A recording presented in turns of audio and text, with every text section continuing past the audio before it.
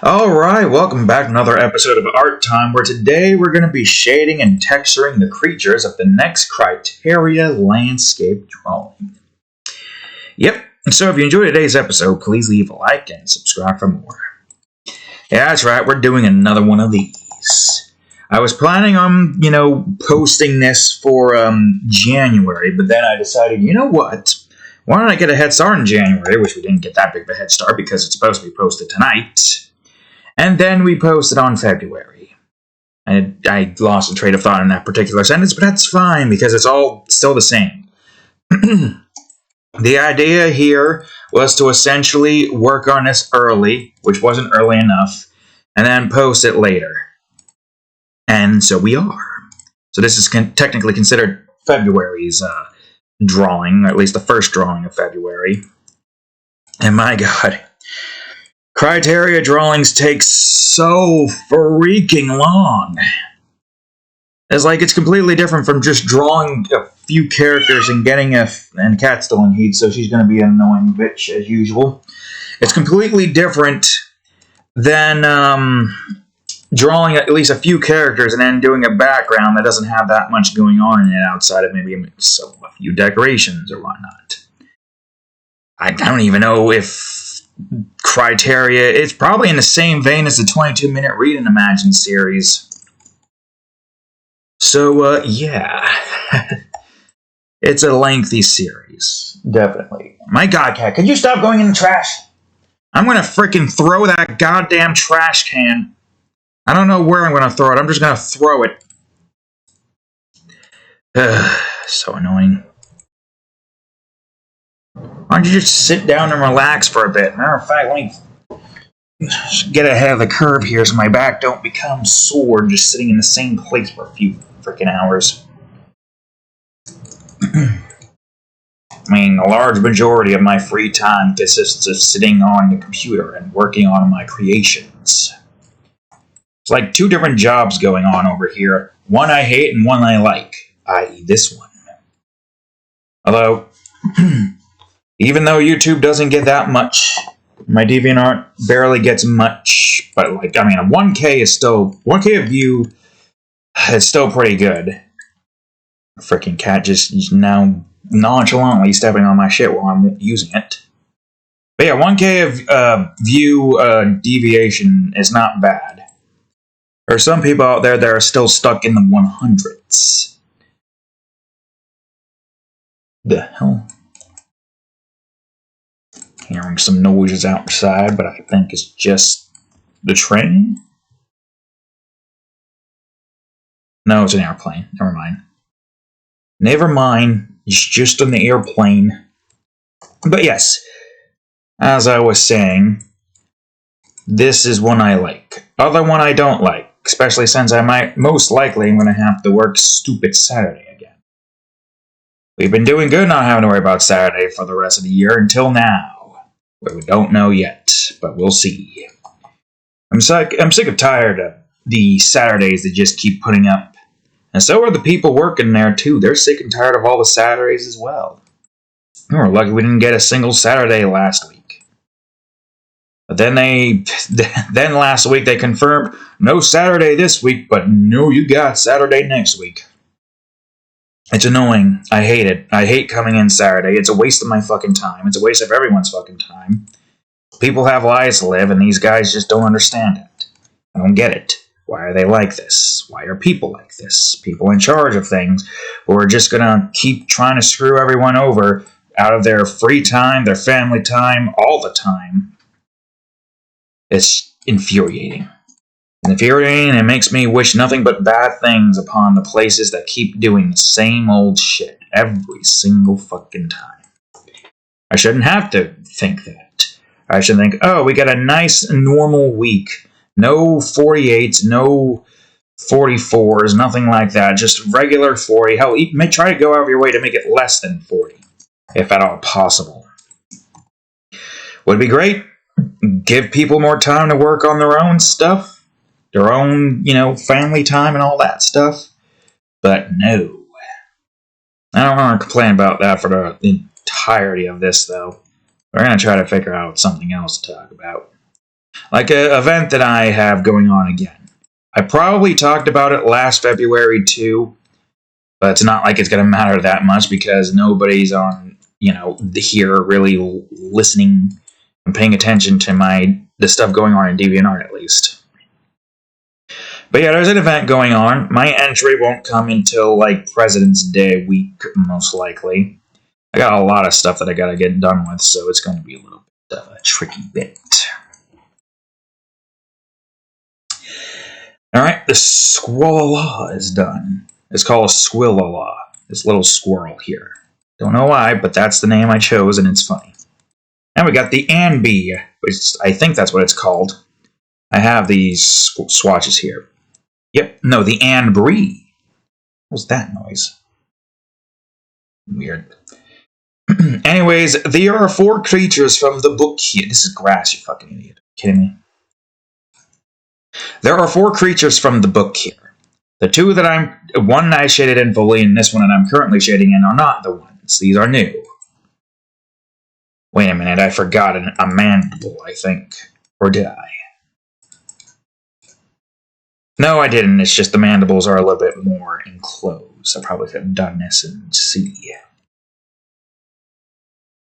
But basically, it's a wasp-ant hybrid. It's gotta be a strange creature to go up against. It even has like little bat wings to it. But it's no boss bee, that's for certain. The Anbree is probably slightly less deadly, but still deadly enough to probably kill you. Probably doesn't feel too good getting bit by this thing. Cat's under the bed again, scratching it. Right, you gotta keep causing mayhem and destruction wherever you go. Stop it! Freaking cat. She just won't stop. She keeps trying to be an annoyance. Alright, let's see. I don't know if this... Yeah, I think the body is just that. I don't know which ones I'm going to be copying and pasting. There's some that I might have to, like, redraw for, certain poses and whatnot. Oh, for crying out loud, cat. Get out of heat. 4 fucking times isn't the charm. If it didn't work the past 3 times, it's not going to work this time. You need to break out of this stupid freaking cycle. For, like, at least a couple of years. Stop stepping on that. And stop doing that. Stop being a cat. Is basically what I'm trying to tell you to do. Or better yet, just be a cat that's not in heat at all. Period. Don't give me that look. I want you to break out of this cycle. You've been in this freaking... You haven't... I thought you hit your Anestrus phase because you entered your 3rd cycle earlier than I remember it. I don't even remember how long. It was like less than a week at least. So now you need to break out of this 4th cycle and stop it. Go to your Ethan Nestor phase already, goddammit. This constant phase of just screaming out at the god... I have to block the entire other room. I have to move the cat's litter in here and have a box in the way so the cat doesn't go out to the window and scream out it and waking me up. That's what I gotta do because you won't shut the fuck up. Freaking don't want to put a muzzle on you, but the more you keep on doing this, the more it makes me want to just put a muzzle on you, but I don't want to. So shut up. Don't give me that look. Don't shake your paw at me. And don't spread your paw at me either. You know, the thing where they do that. Boosh. And you're just looking. What am I supposed to do, huh? What the hell am I supposed to do? I got your paw. Is that what you want? I don't know what you want. Don't distract me. I'm trying to get this done with at a relatively healthy pace, and then I can work on the next thing that I need to work on before it gets too late. Christ, I gotta deal with the pain of certain burn tools just not working for some freaking reason. I'll worry about that later. I'm just gonna worry about the rest of the creatures. I don't quite remember what this one was called. Something about a swan. Let me see. Swavian? I think that's what it was. A Swavian, this was. This is a Swavian. A swan-like bird. And the Great Plains, we had the red jay-like birds. And the Desiccated Deaders, we had the vulture-like birds with nests on their heads. In the mezzanine patches, I think we just had a crane, right? A stork crane, kind of. It's like the dark version of this swan here. Only this one is swimming. Swimming kind of unattested, but swimming nonetheless. And then we had the other one that I can't really remember the name of. But it's an ice bird that you can barely see, but it's there in the Blizzardburg episode. Needless to say, the bird types so far have been relatively, unique. I thought the Volt Burr and the Volt's nests were somewhat similar. But no, they have enough differentiation, it's just the feathers are close to the same. And that's only because it's red feathers, right? I don't know how many different types of feathers there are on birds, but there are colorful birds out there. Of course, we don't have any at this particular point in time in this particular series at the moment. But I've got some. And I also got a pretty funny creature idea in mind when I get to a very specific region idea that I have in mind. Basically, a way to just showcase the certain space creatures in the book. That one's going to be tricky. That and the ones that for the sky things, but I think in the Great Plains you can see like a series of floating islands near the Blizzardburgs, topped off with a orange-leaved tree on top of it. Some rocks as well. The idea is essentially just to have some of the wind sky-based creatures reside there, but also just as a means to just have a place for me to draw them. I could draw the skies itself, but I feel like that would kind of just be redundant with the one drawing idea that I have in mind. Although I guess technically I could put them in the skies there instead. Mix the space creatures and the sky creatures. I think there's only one space creature, though. And it's like this giant bone dragon kind of creature. Oh, for crying out loud, this is so pointless. Keep on screaming your head off. Get it out of your fucking system, cat. There's no point in even trying to freaking scream at you. You're just going to hear her doing that in the background until she loses her voice. And I'll just laugh at her because she keeps trying. She keeps trying, and she keeps failing.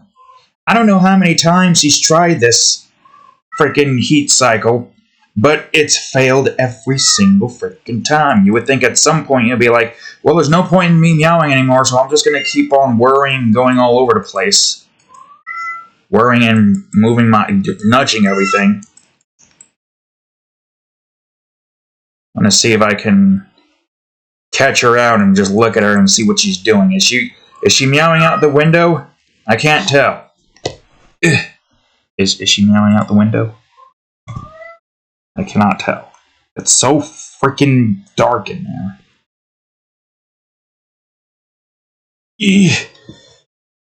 Damn it. She's gonna just look at here because she hears all the noises happening. That's not gonna help anyone's case. Alright, no point in getting distracted. And it looks like she's finally fucking calmed down, but for how long? Who the fucking... Never mind. So annoying. It's only very annoying when I'm trying to go to sleep. So now that noise is just associated with waking me the fuck up. I want to punch this fucking desk just to let the anger out, but she's quiet for now. But last time I said that, she started up again, so... What was I talking about before? Oh yeah, right, the creatures in the skies and whatnot. I don't even know how many regions I have to do. I know I got a decent amount, and I think I kind of went up to 20 regions. Which, if I can get through all the creatures and we make 20 regions in total because of it. Because right now we have 20 creatures from the book being made. I probably said this in Blizzardburg, but I'll say it again. We have the Titan, which is 1. The Boss Bee, the Pisidius, and that's pretty much the entirety of the Great Plains. Going into the desiccated deserts, we have the Dehemus, number 70, because I can't remember its name again. The Scorpilius, I think. Or was it called the Cicacius? I can't remember. I think it was called the Cicacius. You're screaming your head off and then you're destroying the box. Stop it. I don't need you spreading any more cardboard bits.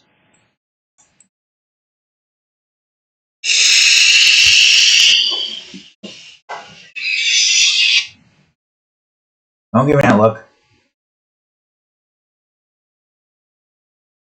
Bitch. This is a medical disorder. This is a bitch. Bitch.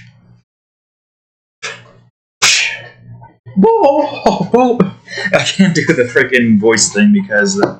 but you know, King of the Hill Mortal Kombat theme song, but with Hank getting kicked in the nuts every freaking instrumental playing. Would you stop, cat? Would you stop? Don't give me that look. Don't freaking go up on me either. That's right, I blew in your nose. I blew in your nose again, or face again. What are you gonna do? You gonna look at me? Now you're gonna nudge me.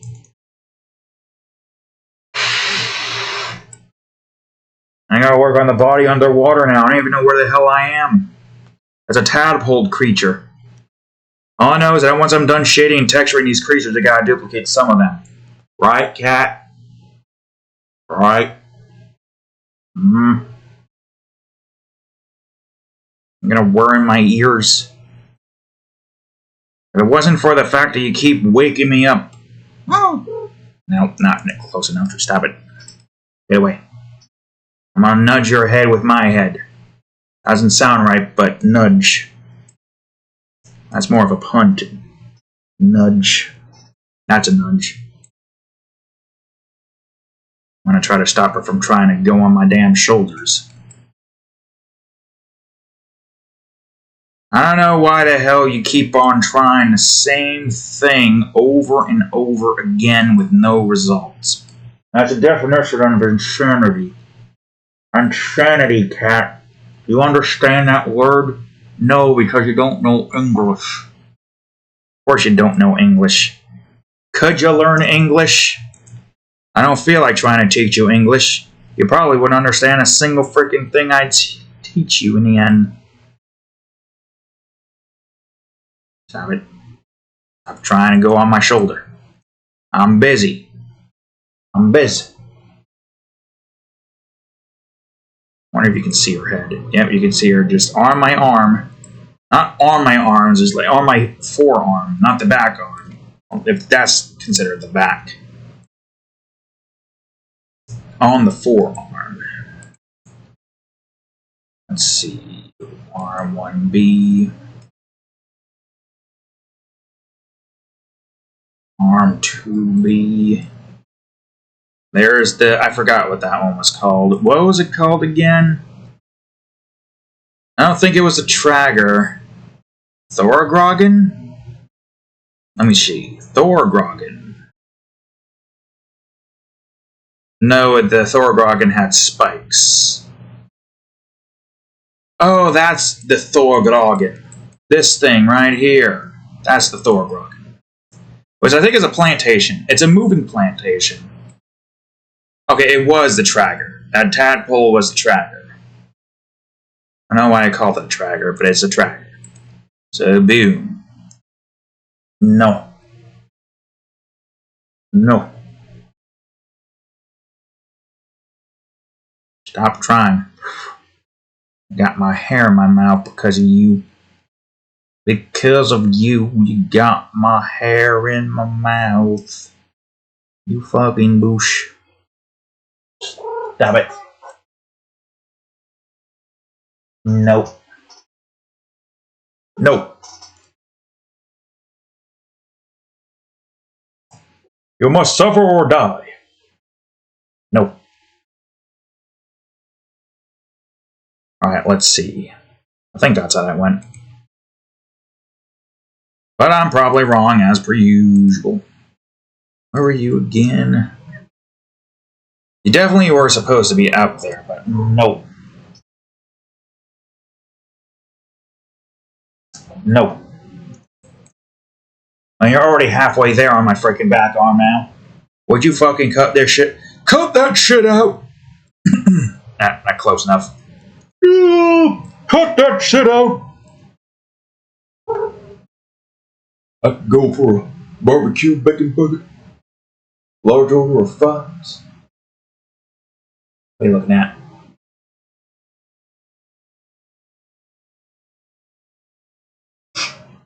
If only you can see what this face looks like from up close. I could probably try, but I'd be worried about the cat pressing on the keyboard as I go up. Look at this face. Look at that face. That's a face right there. Alright, go over here now. I gotta continue. You're distracting me, and I gotta get a bunch of shit done with. I've got 10.9 more creatures to shade in. And even then, there's still more because I gotta either duplicate or recreate, or somewhat duplicate and recreate as I make new limbs for certain creatures. It's a lot that I gotta do. Because I like the idea of duplicating some of the creatures. And just having them in the background. You can kind of somewhat get away with some of the creatures being duplicated, like the butterflies. Get out of the damn trash! Like the butterflies or the flies, or hell, even this thing over here. Whose name I've forgotten. But these are new creatures, so of course I forgot their names. Well, there are those that I do remember because they're in the book. Well, even then, the ones in the book I don't really fully remember because there are some that I don't remember. Like that plant that you saw when we saw the little guy going up the tree. That's the Peroxidius. So we got now 3 plants in the Sidious categories. The Pisidius, the Cryosidius, I think it was just the Cryosidius, I don't think it had anything else special with its name, and the Peroxidius. Which I think I said in the book that it's more common in the Oasis, but also that the beetle worms eat these, or I think they eat the plants. They at least get something from the plants that allows them to be safe. The beetle worms, i.e. this thing right here. This thing that has a tail that causes fire to the entire place. But there are these pixie-like creatures that go around and puts out the fires that the beetle worms cause. I am kind of a little bit sad that I haven't gotten to regions where the creatures are just balls to the walls insane. Because there's a very specific subset of creatures in the part of the jungles that are way up top.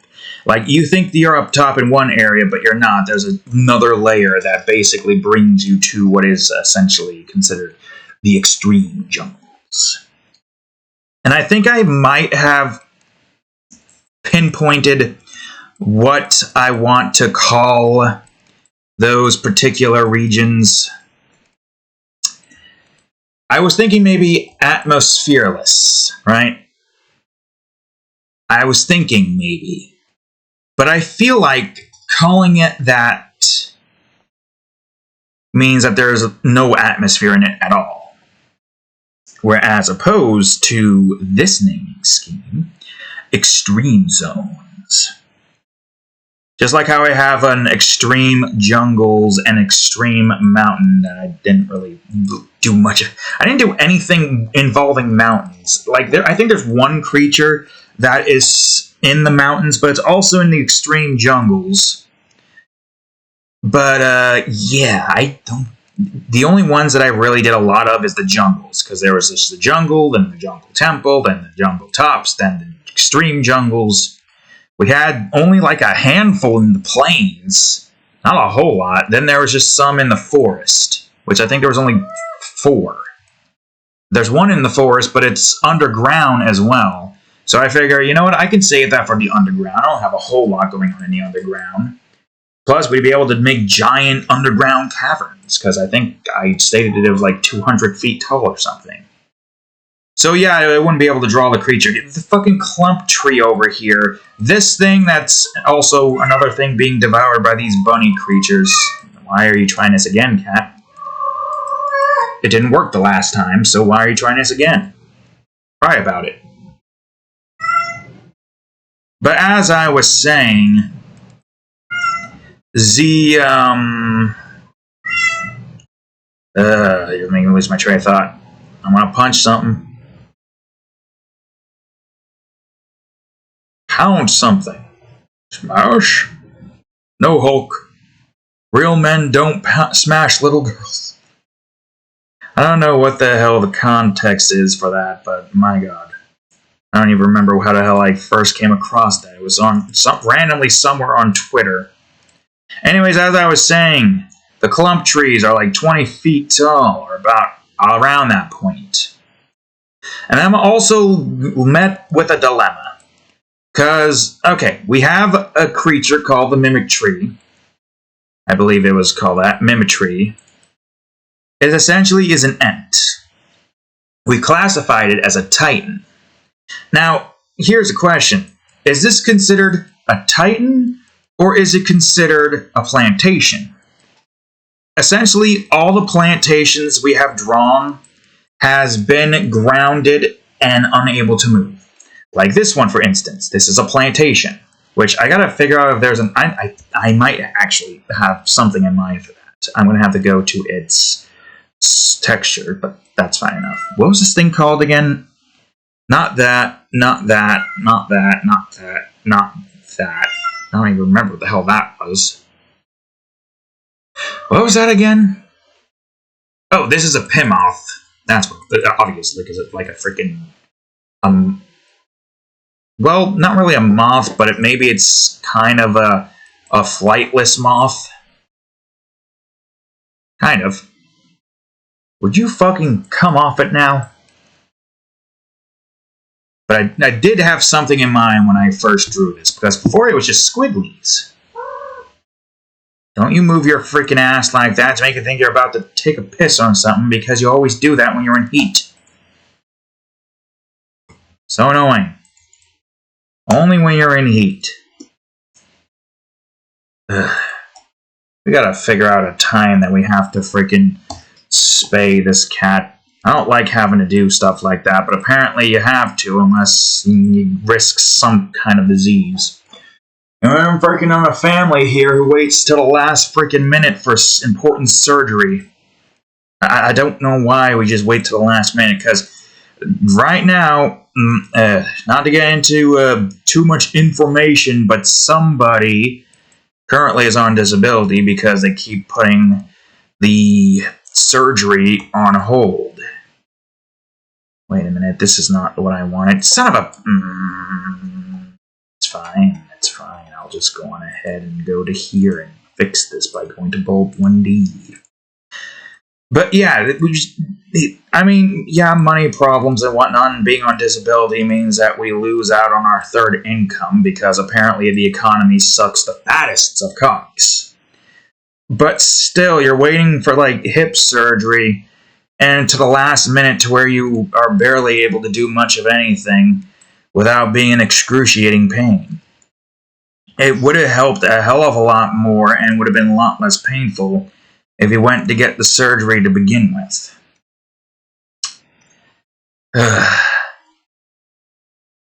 So, yeah. Now I'm basically the breadwinner. I don't like being the breadwinner. I'd rather just be normal. Not having to deal with this stuff. Where the hell is this? Because this is definitely not where it's supposed to be. Son of a fucking bitch. You know what? It's fine, because there's an easy fix for this, even though I shouldn't have to make an easy fix.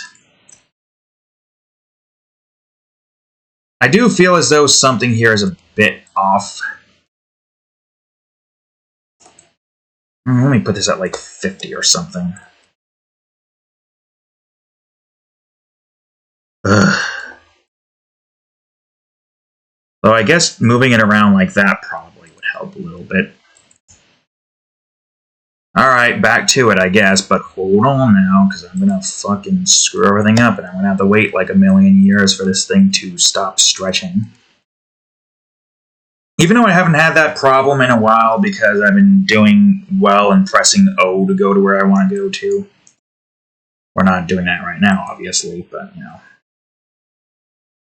Alright, let's see. Now, I feel like you have to be more like watercolors. This is what I feel like this particular plant has to be. Where it looks like watercolors.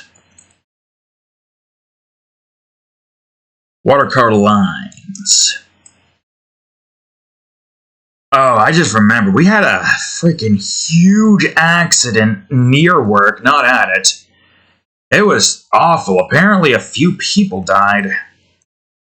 So what happened exactly is that some guy in a car, I wasn't there, but I basically through word of mouth, some guy in a car, I think, tried to cut a bus off. So they did that, and then the car got crushed. Like, unsurmountably crushed. It was terrible. Apparently, the people in that accident, 3 of them died. One of them apparently somehow miraculously made it, and they were crying. It was... Now, I wasn't there to see it in full, but all I saw was sirens just right outside. And then as soon as I left work, there was just a whole freaking blocked off area. It was tragic. So, yeah, be smart when it comes to driving, I guess, is the moral of the story here, or else you're going to get yourself and your family killed. Terrible, tragic, and could have been avoidable, but you know what? These are mistakes that we all make. It sucks to think that we could just die that easily. It really does. But yeah, that accident happened. It was terrible. My condolences to the friends and families of whoever went out. I don't know who. And I can only hope that, well, that much I can really say, really. So anyways, back to this at hand. This is the Peroxidius that I was talking about. This creature here is a creature that emits a poison gas, if I remember correctly. And it has a very peculiar look to it that makes it look like it's water painted and whatnot.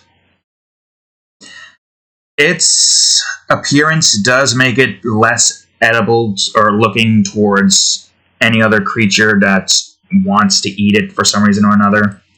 Any herbivores going near it will probably just get sprayed with a heaping dose of poison. To which then any other creatures nearby who is somewhat immune to the poison but doesn't really eat plants would use this to be able to get an easy meal. I know that the, guys use these to get their their plasma tails or whatever it was called, fueled up. But outside of that, I mean, at the moment, this creature, the beetle worm over here, crying out loud, the beetle worm over here, the Axthrider, or whatever the hell that one was called. That one's name is a pain in the ass for me to remember. Axidrists. That's what it was. Axidrists. Assuming that's what I'm going to call it. And the clump trees. This thing, that, and you are the only ones in the book. The rest here are new. And some of them are subspecies of already existing creatures. Like this is the stag deer, I think I called it. And it's it's from the same family as, well, it's not tier, it's like a same, it's not like the others where they have Decidius in the name and then others, you know what I freaking mean. I don't know what the hell I'm trying to explain myself here. Long and the short of it is, the stag deer is a subspecies of the lantier, and this thing is a subspecies of the roburn, but I think it's called a bowburn as a bear-boar combo. It is definitely terrifying that Criteria has bears combining other vicious animals in their DNA. So they got rhino bears and then pig bears, well, boar bears. It is definitely not safe. It's definitely dangerous. It's safe to assume that any bears in this world are probably just ready and raring to kill you. Without a second notice, without being provoked. And I think it's probably just because they need an easy meal or something, right? You would think that most bears out there would think us as easy meals. But, you know, seeing where we're at in terms of technological advancements, I imagine most creatures are probably just like, oh, hey, these particular things that we used to prey upon now have the most strangest things that can easily kill us without even trying. Maybe we should probably just be timid and leave these things alone. Because, yeah, if you're like going up against a bunch of people who are immoral and will just murder whatever creature's trying to... I mean, realistically speaking, if some creature's trying to murder you, you are going to defend yourself. That's just nature right there. This creature wants to try to attack and kill you, I'm going to kill it. You want to try to kill me, I'll kill you. Same thing that would apply to most other people who would try to kill me. I'd kill them first before they can kill me. Only if I know they're trying to kill me. Well, the only issue is it's self-defense, right? You're defending yourself from harm. If you can't get away from this intruder, you can't knock them out. You have no choice but to kill them. Because, I don't know, they have a gun, you got a gun. It's either me or them. I'm going to have no choice. And now if it's a fisticuffs, well, just knock the guy out. It's self-defense. He threw the first hit.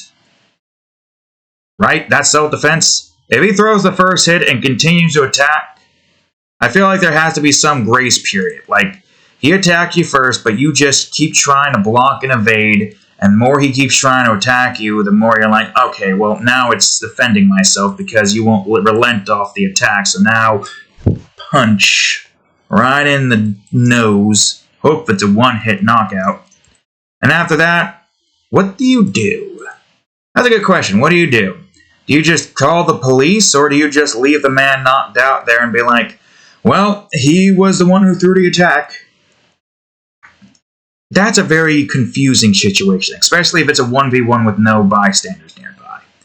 Though, granted, I guess, you would have to call the police and be like, yeah, so this guy over here tried to attack me. I didn't have much of a choice. He threw like several dozen punches, and I threw one punch and knocked him out.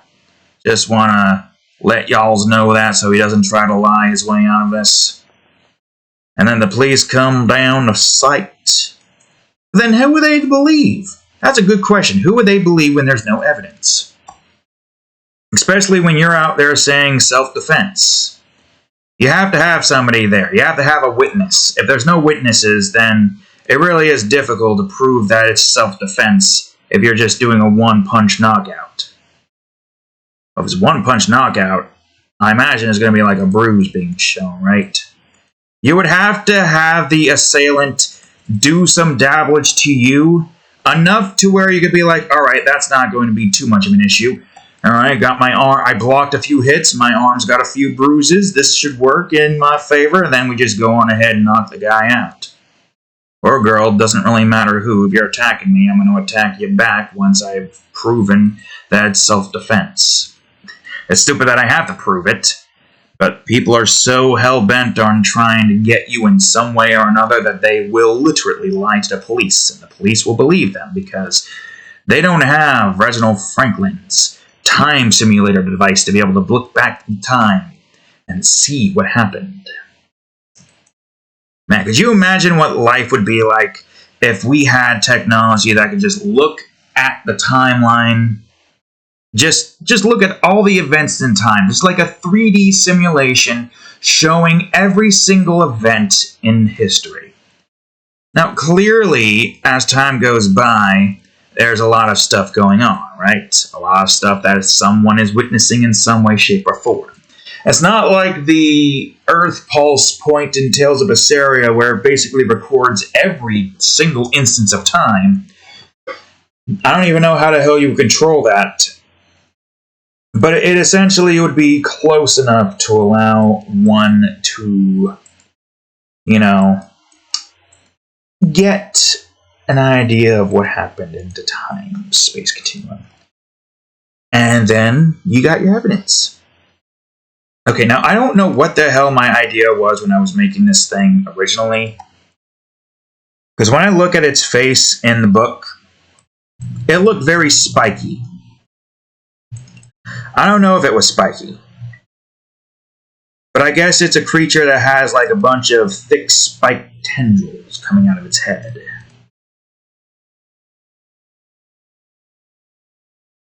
I mean, either way, it is what this is. It's a beetle. Now I gotta rely on this system to actually freaking work. You're gonna see what I mean in a minute. When I was trying to make the gun, and I was trying to do the shading portion, which is, not the shading portion, I was trying to do the detailing portion, it did not want to work. Some of it worked. If it's curved, it works just fine, but if it's straight, it doesn't work. If it's straight, trying to go into a curve, it just has like a little bit of pixel that isn't being stroked for some freaking reason. I don't know what the problem here is with that. I don't understand the problem. I cannot fathom why the hell it keeps doing that stupid freaking thing. Ugh. But it's annoying. And it better stop. There's presets here, but I have no clue what the hell this preset means. I wish I knew what this meant. It's just like tools, preset tools, but none of these really have. Crop 5-inch, okay, that's what that means. Well, I don't need to use that. I really don't. This is the thing that I'm talking about, by the way. Is it gonna shade, or... It is. What a freaking surprise. It freaking is. But that's because it is curved. If it's straight, it will not work. I would test it out, but I don't feel like reliving that frustration. But I kind of probably have to if I want to at least showcase my frustrations in full. Now watch, it's going to actually work. Alright, let's see. Okay, that works. I'm going to get a bunch of these lines going here, and we're going to test to see which one does it and which one does not. Oh, now you fucking work when I don't need you to work, you son of a fucking bitch. Get out of here, you piece of shit. I could probably just load up the gun and show you it not working. But yeah, what it does is it doesn't shade it in. And I don't know why it doesn't. Now all of a sudden it wants to work. I don't get it. I just don't get it. Anyways, this I think is called an what the fuck was it called? Extixie. That's what it was. Extixie is essentially, I think, a mythical creature because it's supposed to be like a pixie of some kind. This creature puts fires out, utilizing its spore-like aura. Probably just like suffocates the fire, removes the oxygen from the fire, which then allows for it to die out. But yeah, these things look cool. I think when I first was making this, it was going to kind of be like a combination of knights, you know, those androgynistic dream creatures that's from that game Knights, and there's also apparently in Sonic Adventures 1 with the casino level. A mixture of that and those weird little forest dudes that just go about doing their thing. You know, that one video where the song's like, and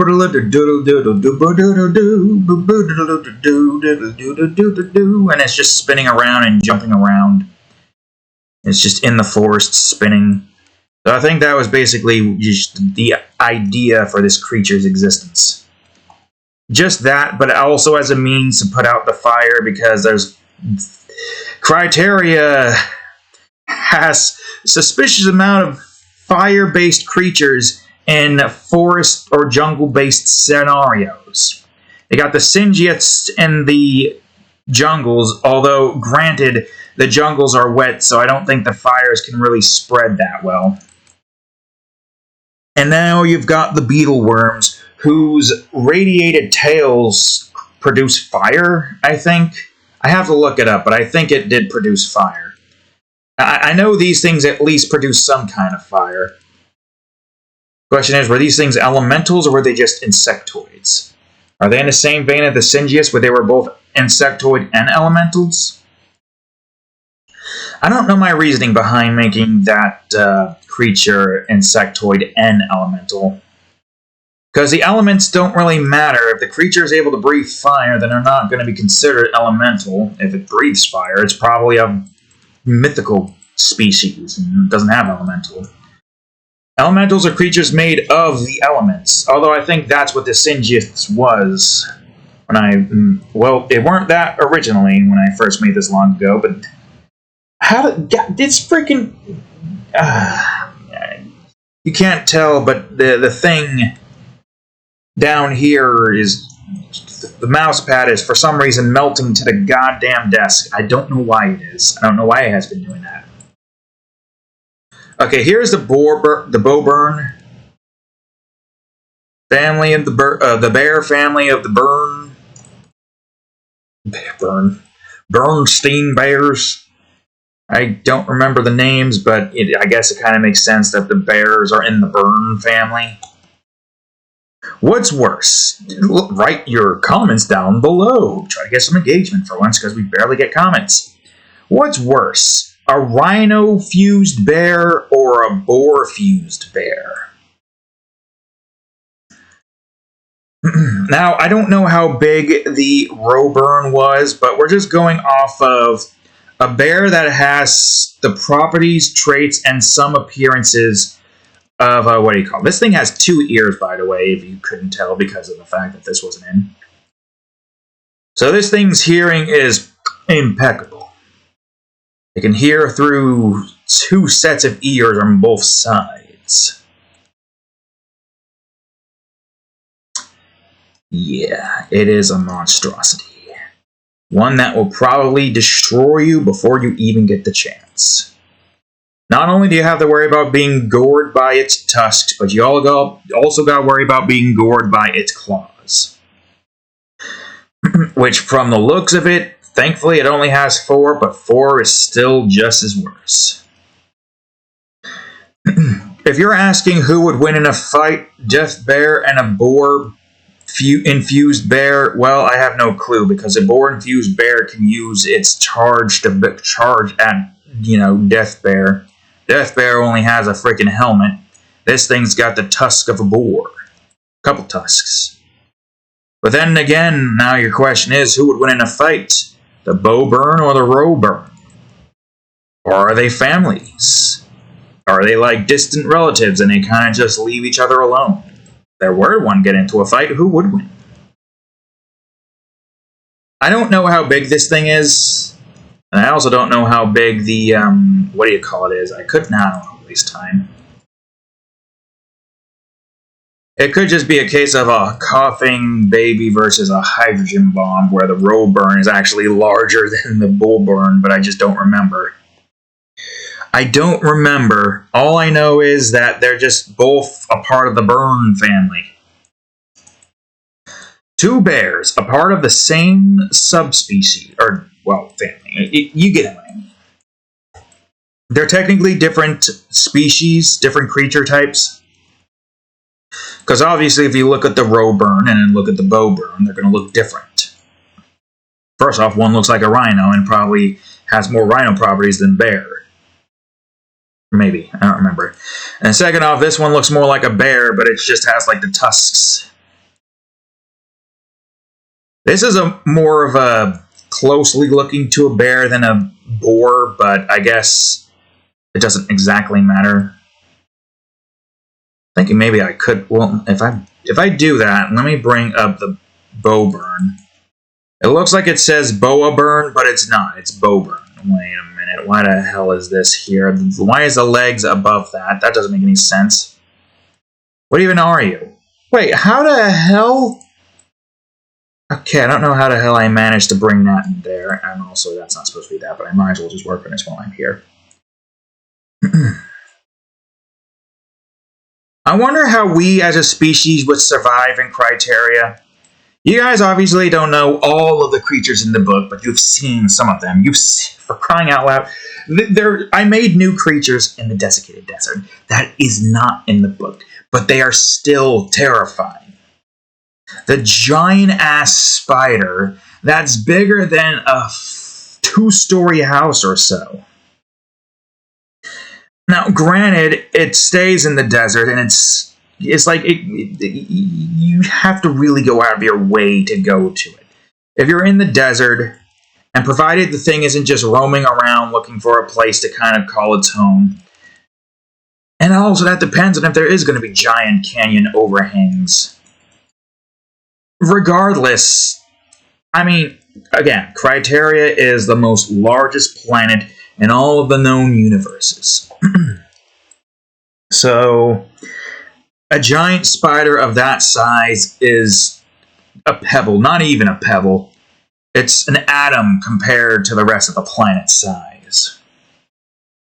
But to us, we might as well not even exist. I don't know what's smaller than an atom, but whatever the hell is smaller than an atom.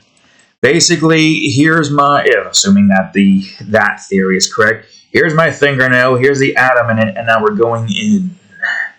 And now we're in another universe.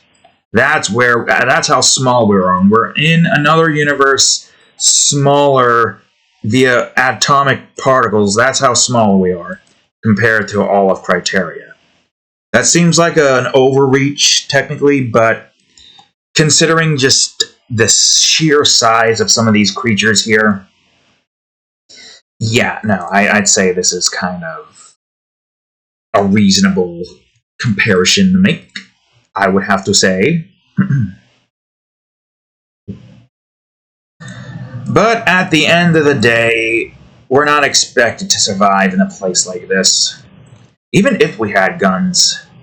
I mean, what could a gun do against a giant flying bee? I mean, probably would do some damage. Let's not forget, these are still creatures. I think it's just the larger ones that we're probably not going to be able to do much damage to. Like the giant-ass spider or the giant-ass blind snake that just rummages through the sands. There is nothing you're going to do against that thing. Unless you go inside of it, find its internal organs or wherever its heart is and just try to shoot it from the inside and kill it that way. God, that would be a terrible way to go for a snake of that size. You just blindly consumed a very small pebble compared to like the rest of the food that you eat. And then all of a sudden, oop, my heart just got shot and now I'm dead. We would be able to do that, wouldn't we? It's like Kratos and Atreus. It's been so long, I can't remember his name. Kratos and the boy going inside of the big serpent and doing dablets to its heart. But they wouldn't do that because the serpent is the good guy here. Whereas the serpent in the desiccated deserts is just a wild animal looking for stuff to consume because it's hungry. I imagine creatures of that size constantly consuming stuff on a daily basis just to be able to live. God, there's still so many freaking things left. It's insane. Yeah. I don't even know where the hell we're at. This is a stag gear. Wait a minute, I forgot something that I was planning on doing. That's the background, you fool. I want to put some stripes on this thing. Look, if it's supposed to be a boar bear, Christ. If it's supposed to be a boar bear, I'm going to put some stripes on its back that most boars seem to have. Most boars. I'm not saying all boars would have these stripes, but most boars have stripes. I think we can all agree that most boars would have stripes. I don't think the stripes are going to be that massive. I'm going to make a new layer here. I don't even know where the hell I'm at in terms of layer. The layer counts are just always huge. No matter what I'm doing, layer counts are usually always huge, unless it's a very small, inconsequential drawing.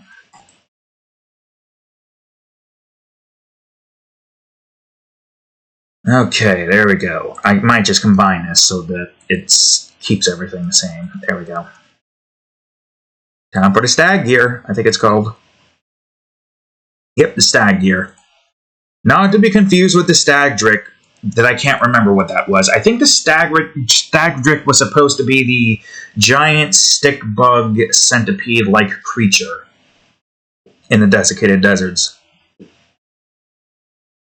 Look it up yourself. It'll be on the left side beneath a lion inside a cave and above the Dehemus village. Actually, I think this is the first region we had that it hadn't had any humanoids in it. There's still some humanoids left. I think there's a certain group of humanoids called the Mayals. M-A-Y-A-L. I think that's what they're called. Unless I'm describing a certain creature that's named the Mayal. I don't know why I had the Mayans as an inspiration for the creatures in this one.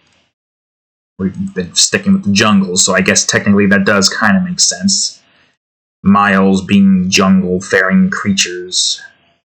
Well, humanoid creatures. If we're talking about the whole fact that we are creatures, then yeah, the Mayals are technically considered creatures. But did that apply to the others that I know about? The ones that, if anybody from high school is watching, I am going to redraw those 7, technically 14, because they have the super forms, or whatever the hell they're going to be called when I actually start working on them. But I'm going to be drawing the 7 of those things, so I'm not going to name names, because apparently that's something YouTubers do, is just don't name names, but I could probably get closer to names there. We got one named Mon. None of the one named On. It's like, what's his name? It's Gin Speak. Gin, the Mentalist from Dr. Stone, which we're about to finish off Season 3 this week. Where, spoilers, Senku is what do you call it? Stonifying Ah, fuck, I just had his name and then I forgot his name. Where did the name go? The name escaped me. The name went here and then went all the way off to some distance. What was his name? His name,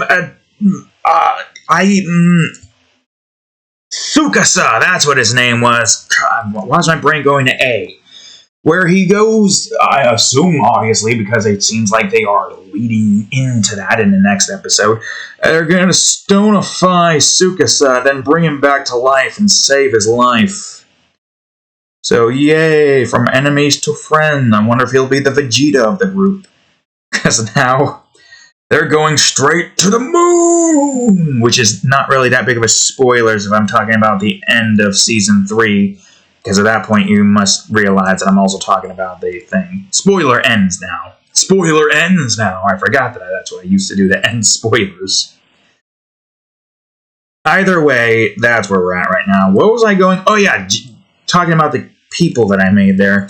Oon, maybe. Yeah, Oon.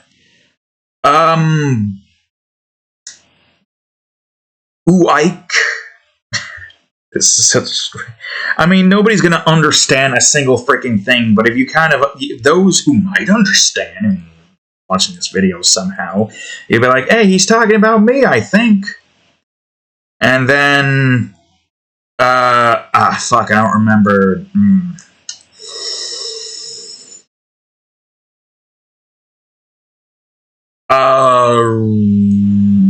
Rhina.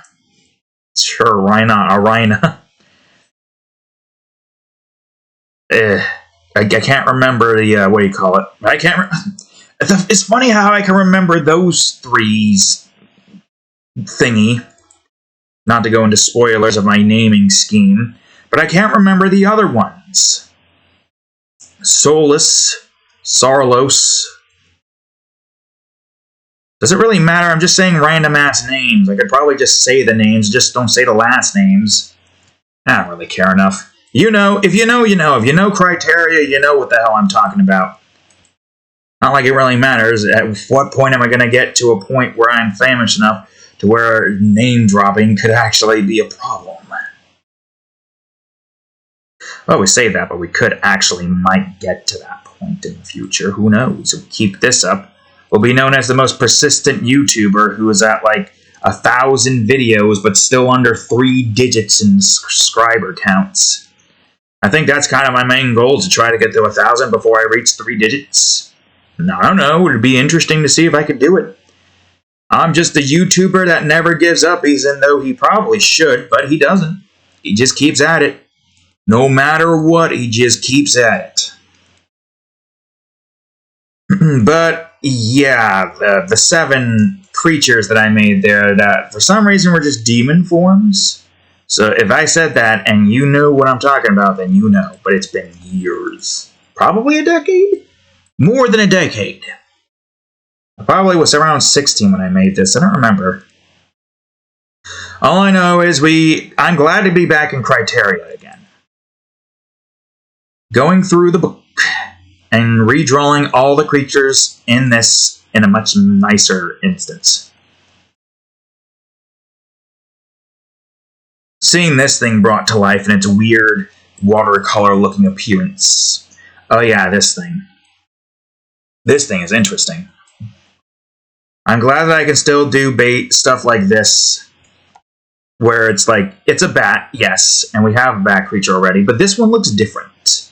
Different enough to where it's not a part of any family. What was this one called again? Let me see here. Can't be these. Axidrist is the Lucieth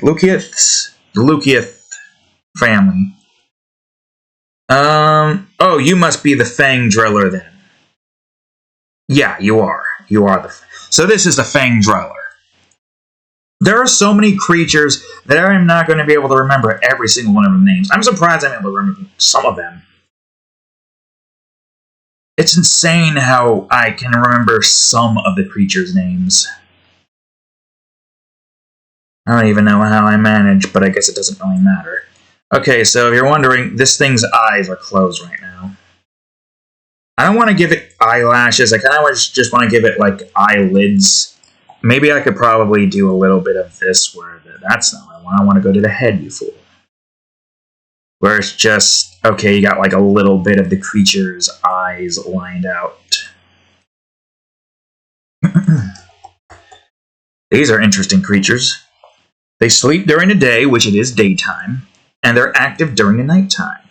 Oh yeah, there is definitely one thing I would like to do at some point in the future. Not until after I've gotten all the creatures in the book drawn. Because I need to make sure that I get every single creature in that book finished. Then I can start doing whatever the hell I want.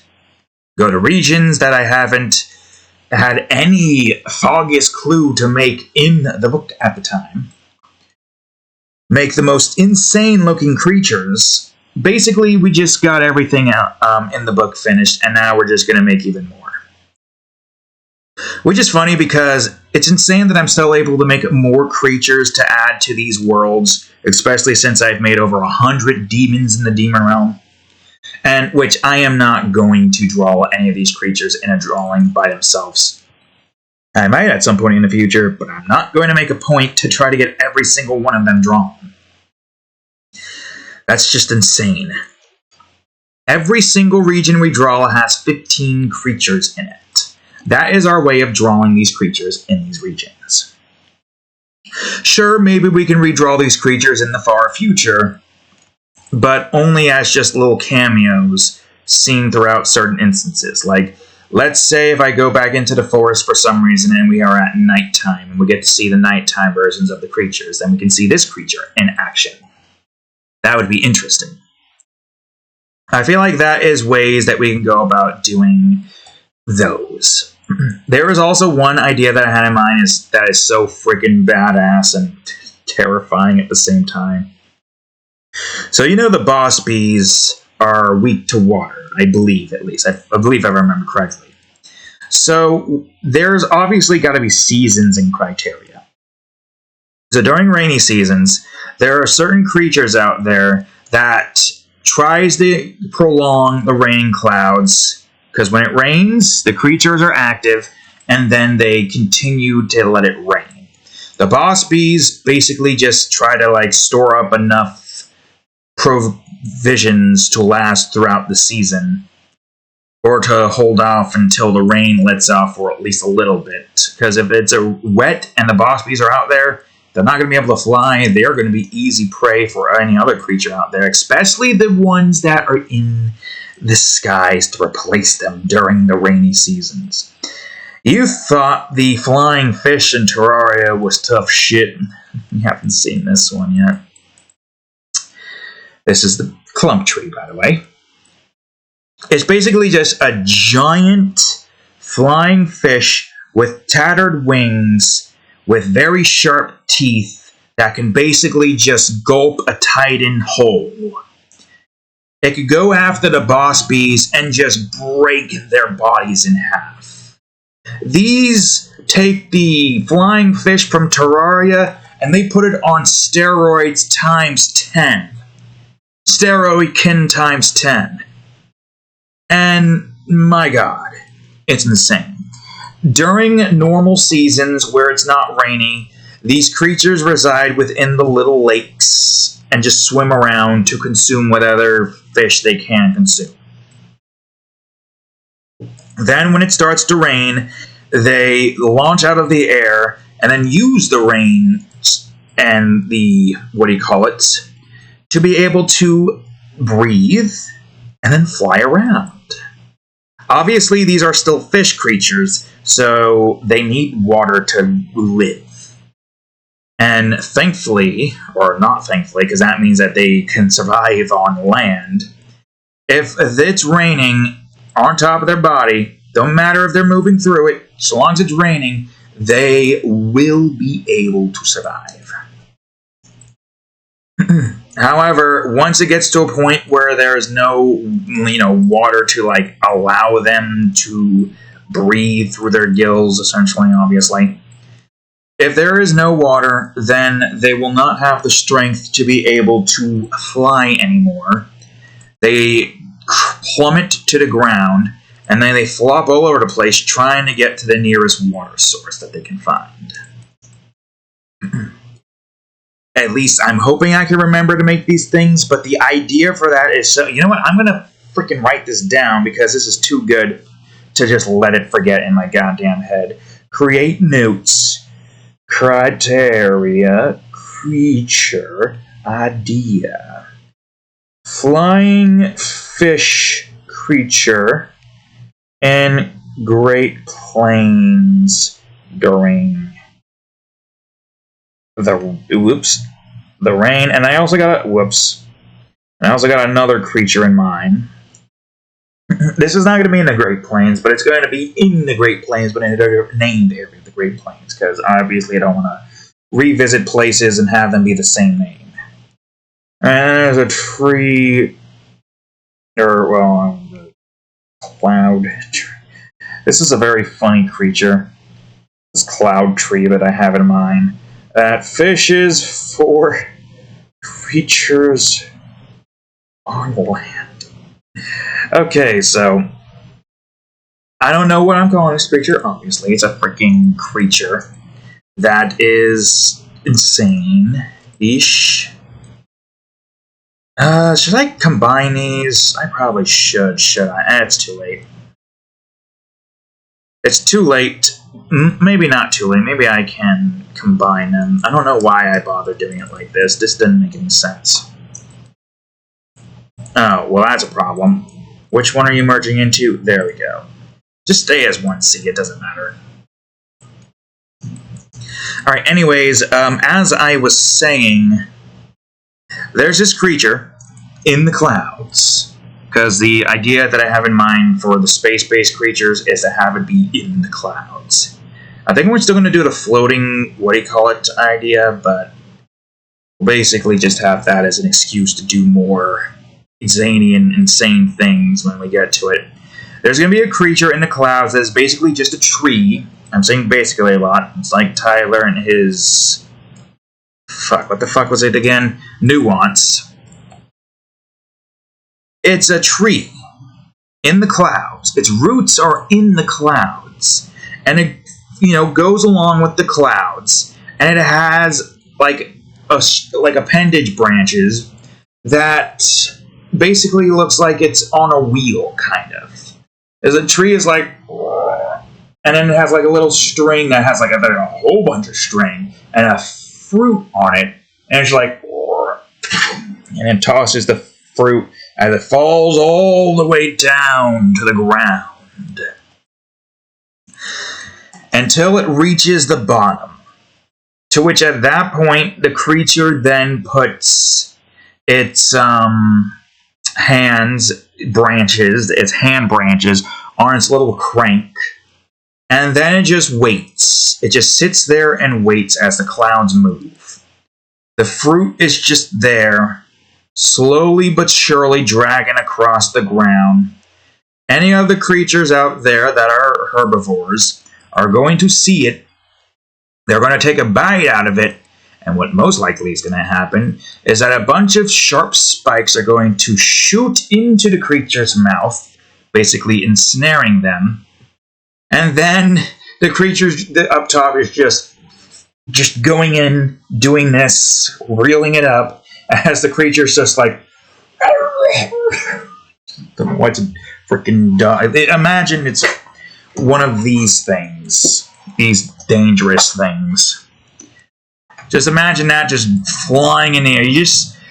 You're just minding your own business, and you just see one of those giant extridrists, or whatever the hell like it. Why is your name harder to remember than the Lucians? The Lucians. Although the Lucians are more cuter than this one. How about these monstrosities?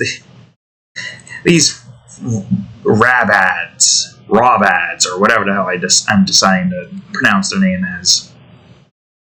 Just imagine one of these things just in this direction being all like flying in the sky.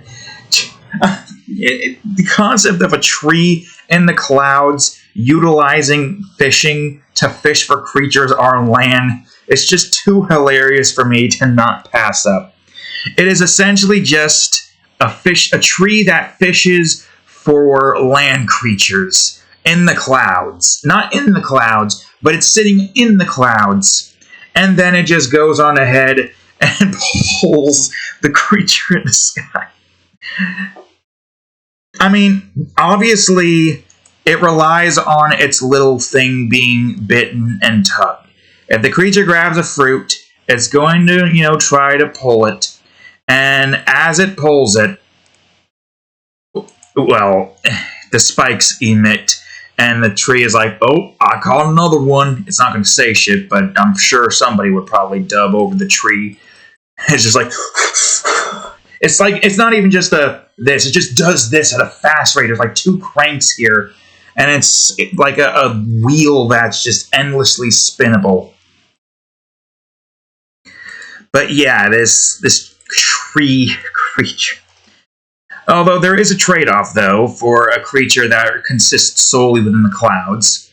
It remains on the clouds that it stays upon. It stays on the clump of clouds. But if the clump of clouds were to ever break apart, then it plummets to the Criteria, which sounds strange, but we say plummet to the earth. I guess it only makes sense that we call it plummet to the Criteria. No, when it plummets through the atmosphere, the stratosphere or whatever, I don't know where the hell the clouds are, I forgot. Or I don't remember. Well, that's the same as forgetting. Or I don't know. But I probably forgot because I definitely was told that. But you know how hard it is to retain knowledge when you have millions of names to remember and millions of other information to remember. There's a limit to the brain, especially when the folder is so freaking disorganized and lost. How the hell do you expect me to remember every iota of detail that is said in life and my creations? I've forgotten the names of the characters of my Killer Horde game idea. I think one of them was named San Diego, but I don't think that was right. That's how difficult it is to retain knowledge of things that you don't look into. You expect me to spend all day to remember tidbits of knowledge? I'll just look it up on the internet. There's no point in trying to retain all this knowledge if I'm going to lose it later and I have to just try to juggle between knowledge. You know how hard that is? Very hard. It's extremely hard. Anybody who's able to do that is pretty good at remembering all that stuff. You really gotta dig deep in your memory banks, and even then, it's just not possible for me. Trying to remember very minute details and whatnot. Okay, how long have we been at this so far? 1 hour and 17 minutes, and we have how many creatures left to shade in? Can't be that many, right? I did you, not you yet. I think you're the only one left, right? You have to be. You definitely have to be the only one left we have yet to shade in. I think. Am I forgetting something? Alright, we got this creature here. The Axidrists. I don't think I've forgotten to talk about any of these creatures. I think I got everything. The Rarbads, consuming the clump trees. They apparently eat bark. They probably eat both bark and meat. I mean, you see teeth like that. Or they're trying to kill this giant tree creature to eat its leaf head. I would say because this creature doesn't have a golem look to it, like, most of the other Ents and golems would look like in Titans, it's probably going to just be a plantation. Just like how this little fella over here is a plantation. It's like a walking Venus flytrap, essentially. Even though there's no flies in here that we've drawn. There is a moth, but I doubt that thing's going to consume something that big. Probably consumes one of the more smaller insects. Like I said, there's like billions of different species in Criteria, and we're only seeing 15 of them. I don't think we would ever get through Criteria in full. Criteria is just a world that will never end in terms of the amount of creatures that are in it. And yeah, there are several subspecies, but when you look at this and you look at the Luciaths, you can tell that there's a huge difference in their designs. In a sense that this has quills on its back, and it has these weird tendrils. I don't know why I had this thing have tendrils when I first made it. Its leg looked completely broken when I first made this. But then again, my animal anatomy back then was terrible. It's still not as good, but it's better than it was before. It's just certain poses of animals is a pain in the ass to get right. Which is funny because we're making a series mostly consisting of creatures and animals. I think I only have like either 2 or 3 more species types to have to go through. If I've said it before, I'll say it again because it's always good to have these repeats just in case, because not a lot of people are seeing the same videos. We got humanoids, which are basically just human-like creatures. We got mammalians, which are basically mammals. Reptiles, self-explanatory. Amphibians, self-explanatory. Insectoids, basically any insect on land, I guess. There are water bugs, though, so it's not like I don't have to make it aquatic. But aquatic, which is essentially fish and crustacean. Then there's avians, which are just birds. You got plantations, which are living plant creatures. You got titans, which are inanimate objects. Yeah, animated inanimate objects. You got elementals, creatures made of elements that are like primarily made out of elements. You've got mythicals, which are just mythical creatures that do not fall under any other category, like dragons, fairies. I had one mythical creature in mind, which I probably could go on ahead and write that idea down before I forget. Mirror human-like creature. And essentially this idea that I have here is it's a creature that can only exist within the mirror. And within reflections, essentially, not mirrors. If it ever gets to a point... See, now this is the one I don't know yet. If it gets into an instance where there are no reflections, it dies. I don't know if I want it to die or enter a hibernative state. Because it feels like having an instance where there are no reflections for it to move around through is kind of easy to... unless they stay in areas where reflections are high. I imagine there's like some that roam too far away, and then once, like you say, the rain ends and there's no more reflections, the creature kind of just is like screwed now, and it has to worry about like the reflection and whatnot. Although, isn't there a reflection in pretty much almost everything? It's just got to have a very specific type of clean look to it, and then boom, reflect. Yeah, either way, it doesn't exactly matter. I don't think you can make wood reflect. You can reflect light off of it, but you can't reflect an actual image. Water, ice, actual mirrors. It's a creature that can't get to you unless it can get to you in the reflection. It's like an invisible creature. And I think what it would do is strangle you and pop your head off. It's not a case of rip your head off. It's literally going at you Homer Simpson style, strangling you until your head pops clean off. And then it just consumes your head, bit by bit. Mythical. I mean, there is a undead species, which I probably should continue talking about. The rest of the creature type, or species type that I have in mind. We've got the necrotics. I think that's what I'm planning on calling it. Necrotics, necronoids, not sure. I feel like necrotics sound good, but I'll have to figure that out. And then we got the demonics, or the demonoids. I don't know what I plan on calling those either. There's a lot of things. You got like the androids, you got like dragons. Well, we haven't seen a dragon yet. But that's because the dragon, the only one we have, well, there's one specific one that I don't want to say too much about just yet. I don't want to spoil the surprise. And I probably should also put some leaves or grass in there, but we'll worry about that later. I'll get these creatures taken care of first. And the other one I had, dragon-wise, well, actually, there are a few. But yeah, those are what we've got.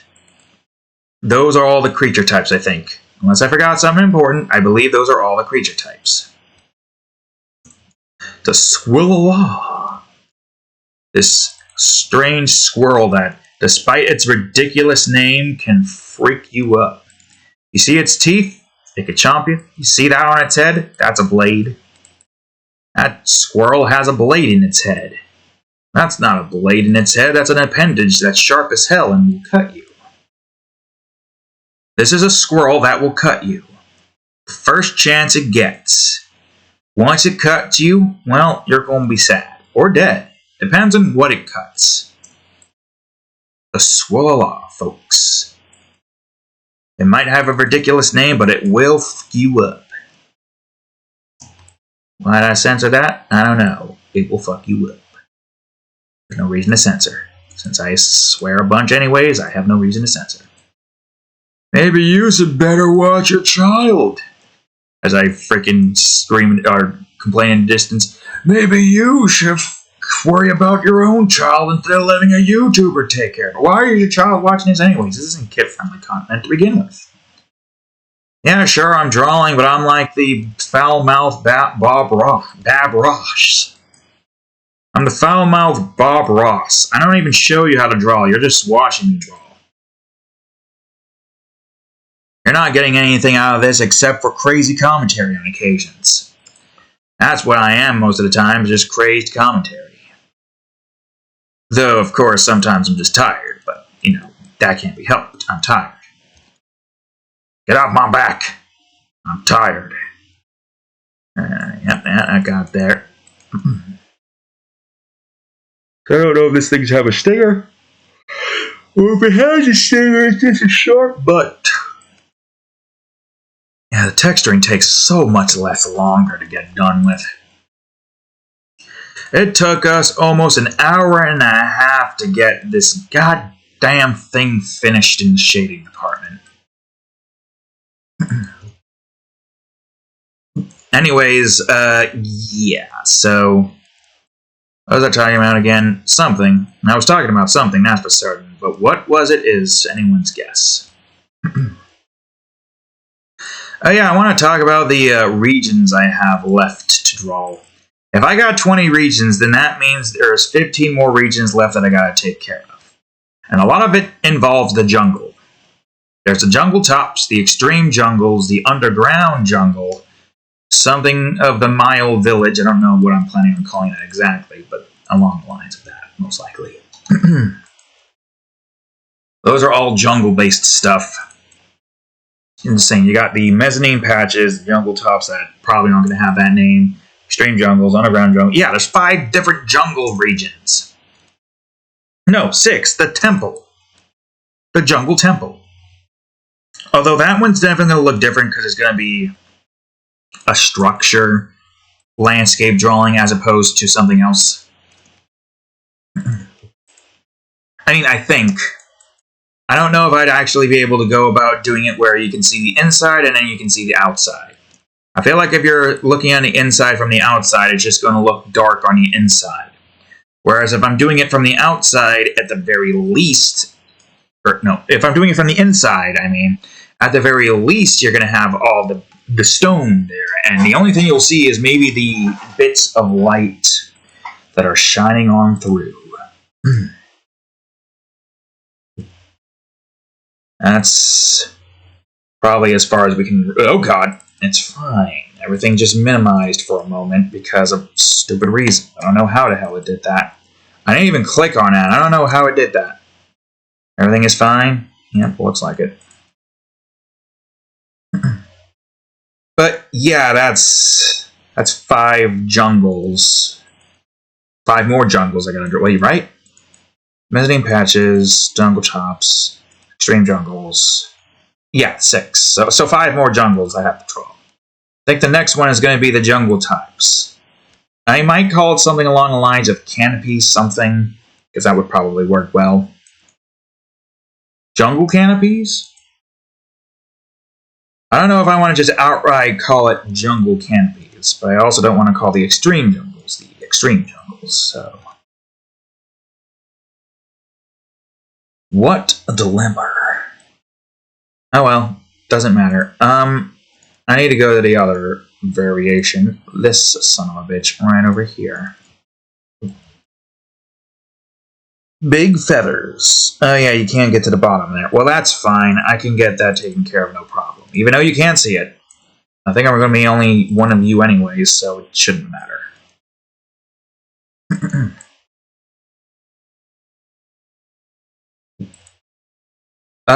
Despite the way you look... I'll still do it like this. Why not?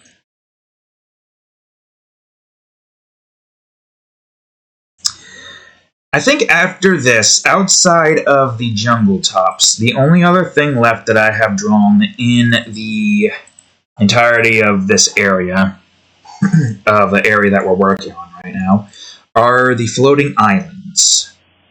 I think that's the only thing left outside of the jungle tops. The jungle tops is going to be interesting because the idea here is it looks like it's the tops, but it's not. There's going to be like more trees going even further past it, entering into the stratosphere. That's what the extreme jungle is supposed to be. It's the jungles continuously going up and entering into space. That's right.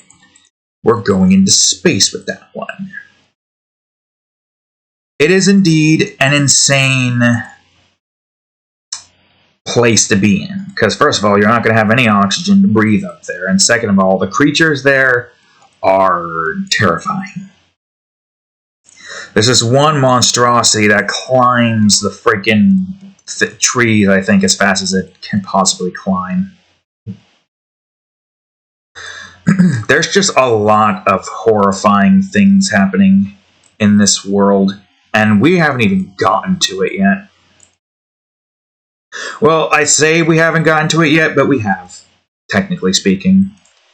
I'm talking about the giant spider, then the spider sand shark creature, then the giant snake, and the other giant insects, the giant bees, the drop gators. You thought drop bears were bad, well, wait until you see drop gators. It's basically just the same as drop bears, except they're real and they're actually terrifying.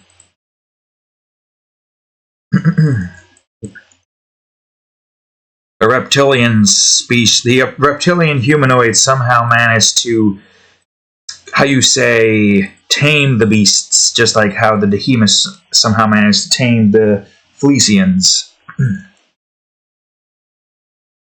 Although you gotta, like, respect all of the creatures' abilities to tame. I mean, I think the only ones who haven't really tamed anything, or at least has shown that they tamed anything, are the Insitius.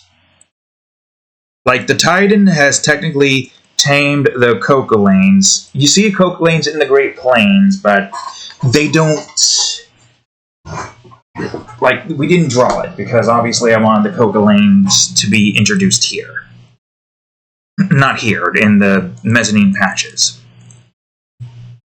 I guess if I were to draw the Great Plains again, but in a different area, I could probably draw a Titan just looking off in the distance with his pet Cocolane just there. That would be interesting. Essentially, it would just be these two looking off in the distance as you see all of the rain based creatures just coming out of the water. It is funny to think that those giant fish are just there, but they're kind of buried in the sand and entering a hibernative state. Then once they've entered their hibernative state, they remain there until it rains again. There's like a very specific vibrations that they feel in the water that passes through the, what do you call it? Once they feel the rain, boom, they awake. It requires a very specific pattern that only they can recognize. That's strange. Are you? Oh, you are. I should have figured as much. Well, that's fine. It makes sense that they would only be able to recognize that pattern, because if they didn't recognize that pattern, and if some jerk-ass titan comes up, I don't think they would do that, but who knows? If they're humanoid creatures, they probably... No, it will probably be the Insisius. The Titans seem to have some kind of respect towards the wildlife. They have their own Storkildegrays in the back. They probably still kill him. Oh no, they might be just a fishing tribe or something. Fishing humans. Well, not humans, fishing humanoids. Two completely different things, because these aren't actual humans. Sure, they look like humans, but they're not humans. They're Titan. Well, there is the Behemoths that have fought against the Scorpilius, I think I called them. But yeah, the Behemoths, I mean, they fought against one-on-one. It seems like they're more of a combat-oriented group of humanoids. And there's the Reptilians. But then again, the Behemoths have also tamed... That right, we were talking about the taming. Titan tamed the Cocolanes, which is a very vitally important protective ally in the Great Plains. Because technically they can use their Coca-Cola blood to just spurt out the boss bee and make it act like sticky water or something. And they could just use their brute strength to just monkey slam the fucking bees into oblivion. Because they are monkeys, but they're monkeys that are also insects that have Coca-Cola blood. And that was in the book too.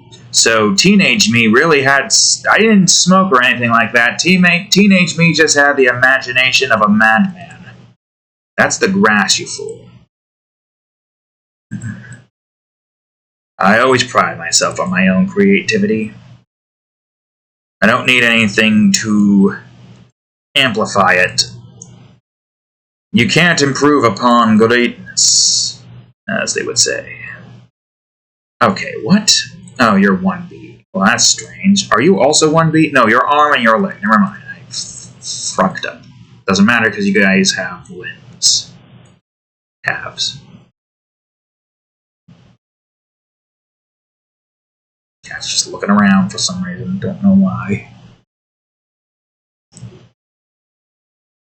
Oh, best not instigate.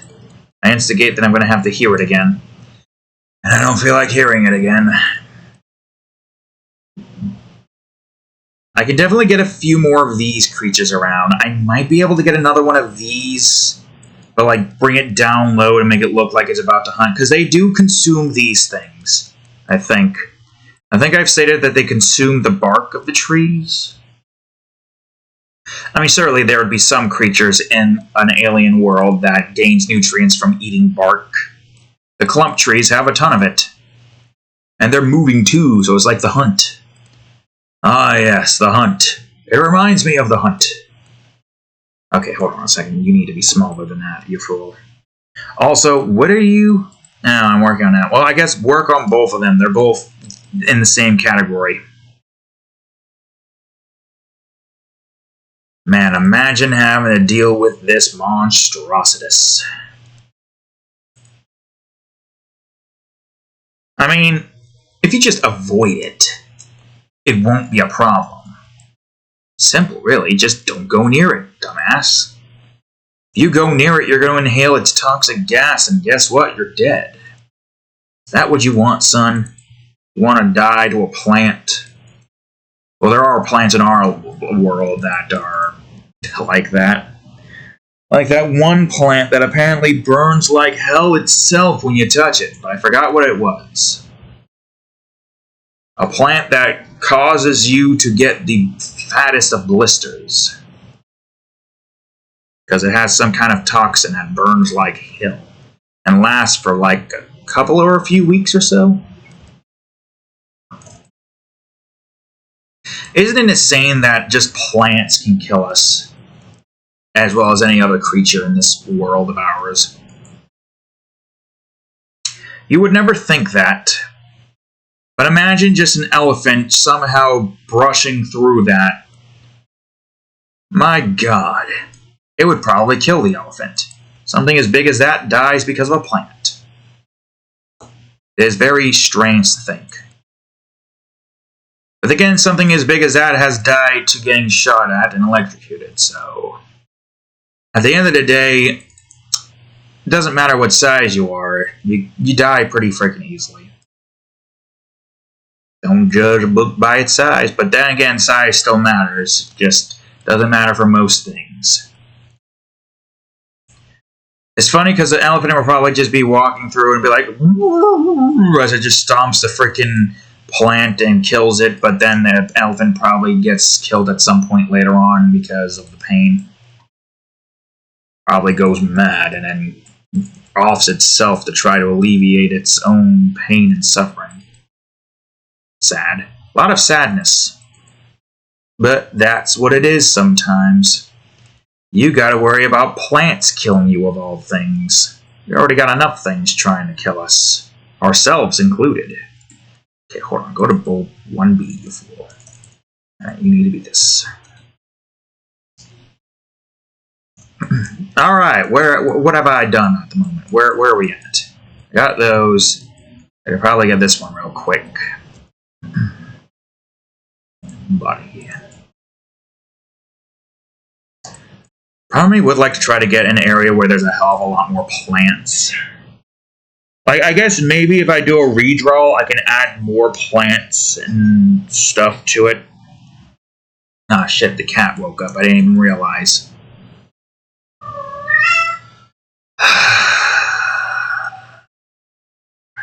You scoffed? Good. Good. Get scoffed. Yabba dabba days. Anyways, where was I? What was I talking about? I was talking about something. Oh yeah, that's right. If I ever get to a point where I do another drawing of the region, but give it a different name, and 15 new sets of creatures, and hell, maybe even at least a small amount of the creatures beforehand, just to like see the creatures reacting to other creatures. Obviously, if you go back, the thing isn't going to update of the creature and its, what do you call it? That's not what I want. I don't want to go to jaw, you fool. But it will probably state that this particular creature goes after this particular creature. Oh yeah, that's what this was, a whisker. Those are some thick-ass whiskers. I'm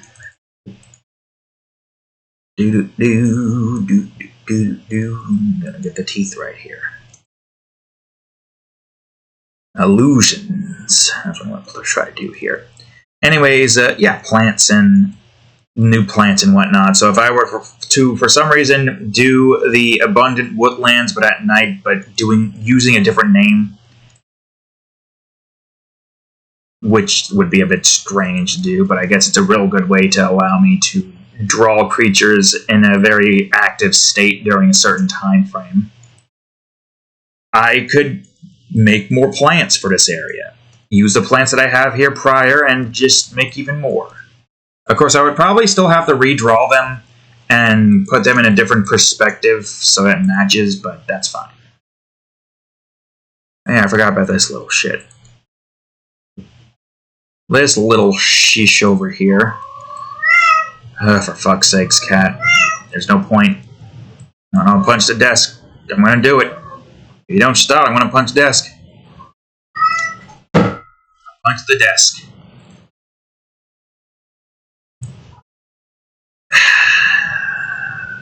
Allow cat. Can you give it up already? I want you back into your normal, usual self where you're not screaming at the top of your lungs for a male cat. Shut up. I will grab you. If you remain there and I'm done with the texturing at the moment, I will grab you. The hell you think you're doing, cat? Alright, let's see. Alright, I'm gonna get this thing over here. I imagine it's still furry. Obviously, it's got fur there on its chest. We're getting dangerously close to furry territory with this creature. Just let you know, this is a beast. It's not exactly an intelligent creature or humanoid creature. Even though it will probably look close to it, it's going to be more like a monkey bat. I think that's kind of the idea that I have in mind with this thing. Although that probably won't stop people. Oh, well, here you are, trying to nudge up against me with your freaking triangular face. Your face that becomes more triangular when you're in heat. Why is that? Why is your face more triangular? You look like you have sunken-in cheeks. You look like an old person. What are you flicking your tail back and forth for, cat? You better not try something stupid. I know you've done it multiple fucking times when you're in fucking heat, and it's annoying as all fucking hell.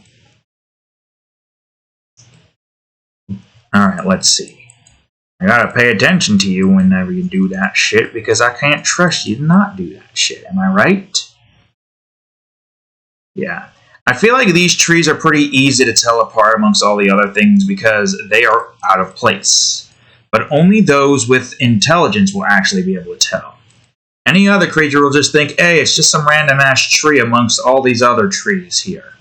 But if you're a person and you see this running around a forest that only has trees that look like this, it might have this... I mean, I guess here's the thing. These things can pretty much hide their tree bits above these right here. They are giant. They can hide a large majority of their selves from the treetops here.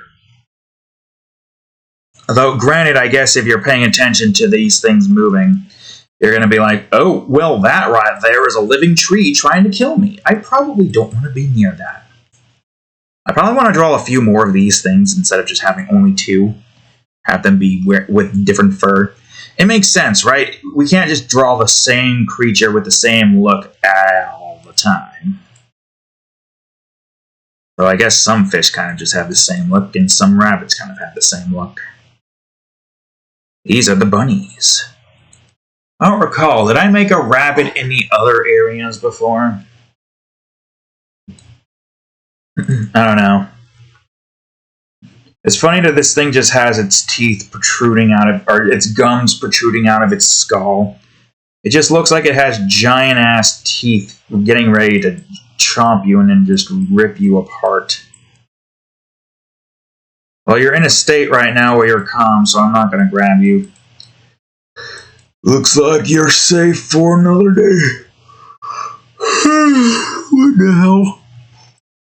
This doesn't look like the texture I used for that. What the hell?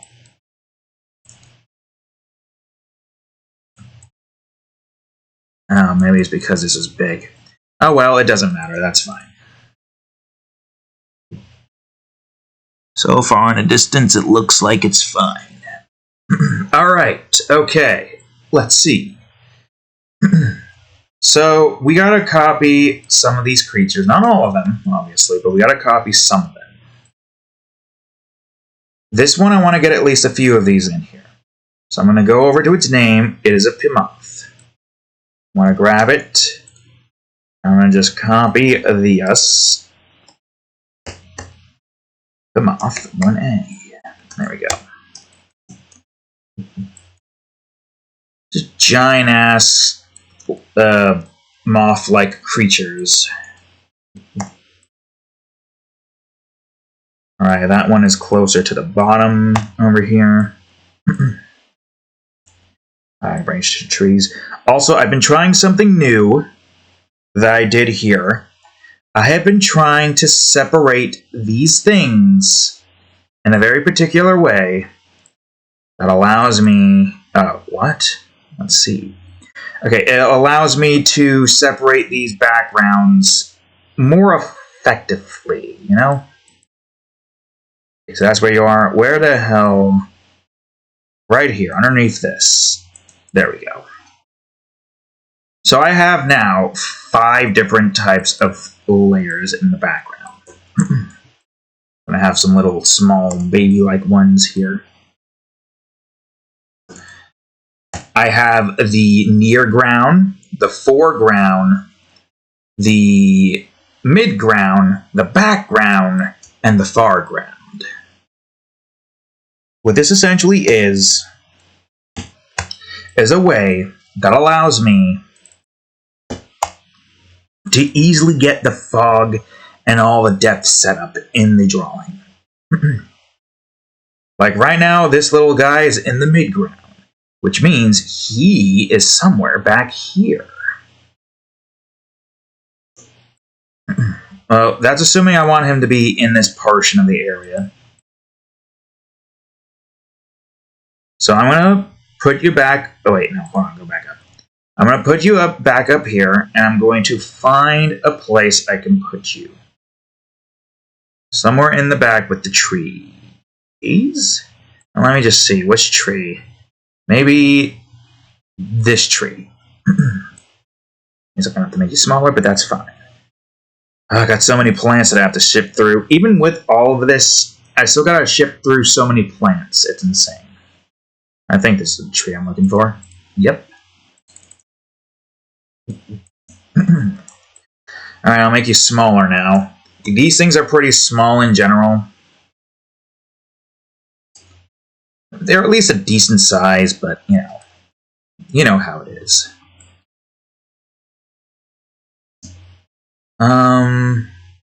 Let's see. I could probably get a few of these around here. Like, do I want to add more?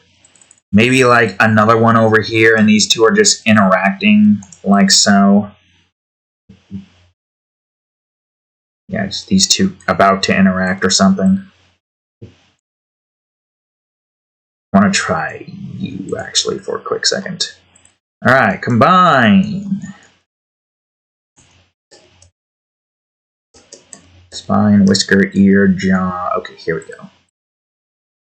Whoops. The Axidrists. A name that's such a pain in the ass for me to pronounce. Axidrist. Okay, this one should be pretty easy. If all I need to do is just move it over near this clump tree. That means it's somewhere in the background.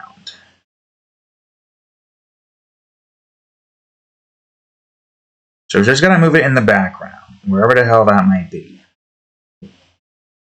This is the background, right? Or is this the midground? Oh, I should have checked. Oh, here's the midground. Okay, good. Great. Now in the background. Okay, now I go all the way to you. This one's not that big, so this should be pretty easy. Okay, what is it being hid by? It needs to be on top of a grass where we can see some of it, but not all of it. Obviously, these things are not that ginormous. So I could probably keep this here, just in the back, stalking this clump tree. If there is anything I could try to do that I have done once before in the past, but I can try it, again, I can go on ahead, grab its ears, and bring it down. Like so. Like it's in the middle of a hunt. Kind of.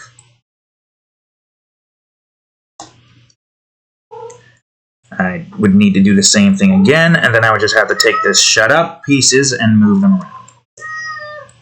Oh my fucking god, you're so infuriating. Incredibly infuriating. Would you stop that? Put it out. Okay. We'll use maybe a little bit of this to try to get the sides here. Cut it out.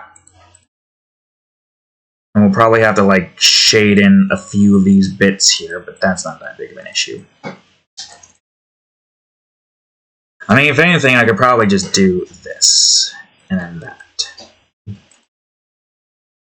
You see its ears going down as it's trying to make its way over to that. I could definitely put at least a few more of you. Let me just grab your name real quick. Where are you? The Fang Driller. Or the Fang Dryler. I don't know, you have a name. And that's... Oh, no, that's the Plymouth. The Fang Dryler. I could probably put one of you... Rotate you a little bit, I guess. Which tree is that going in? Okay, there. Can I find a tree? Wait, what? Oh, you're apparently here. Well, you're way smaller than I... Okay, so you are actually pretty small. I mean, that's fine. They don't have to be ginormous. I don't want to hide too much. So I'd say here seems like a good place for you. Kind of in the same spot. If anything, I could probably give you a slightly different hue. You know, like how some creatures have different fur and whatnot. Which is kind of what I had in mind for this little guy. But I want to try to keep its fur relatively the same. Or the same. I want to try to keep its fur in my swatches. You, I do want to grab, but you're going to be a little bit more tricky. What were you called again? I have forgotten. Oh yeah, I want to get some beetle worms around the Peroxidius, but let me take care of the name of which... The Tragger, that's right.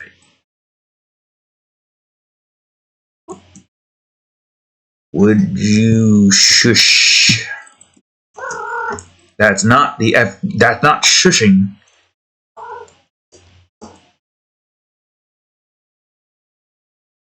Okay, I think... Yeah, just wanted to make sure, because there's a body here. I think... Yeah, that's the body. Shut up. What do you look like without that? Interesting. Stop it. Stop it. Stop. Stop. Cease and desist. I'm gonna just try to get the body to look close. Don't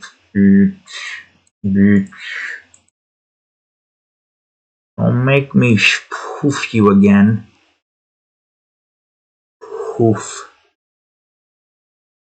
Damn it, your tail's in the way now. Would you stop it? I could probably have one of these on land, too. Oh, dear crap, it's going to be a pain to actually move this thing out of that thing about it. If I have to move these all individually to the other freaking pond, this is going to suck dick. No, that needs to be A, you fool. Well, let me see something real quick. These little frog tadpole things that are either amphibious or aquatic. They might be amphibious. It's like a mix between amphibious and aquatic, but that's pretty much what amphibious creatures are, right? Alright, I need to copy you. I'm gonna go on ahead. Would you cut it out? Can I get one of these on top of a lily? Yeah. I could probably, like, decrease its size or something.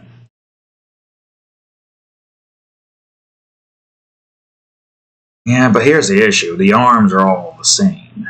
At least if it's in the water, it looks good. I mean, I guess I could probably... Stop it. What if I were to put it behind the lily? So, and it's just... Aren't it? They're just looking at you. I mean, they're frogs. They're gonna just look in one direction, right? I guess I could probably try to do a little something here. Let me just go on ahead, grab this thing, grab that thing, make this 100. It's annoying that I have to do it like this and not using the keyboard shortcuts, but you're just in the way. Stop it.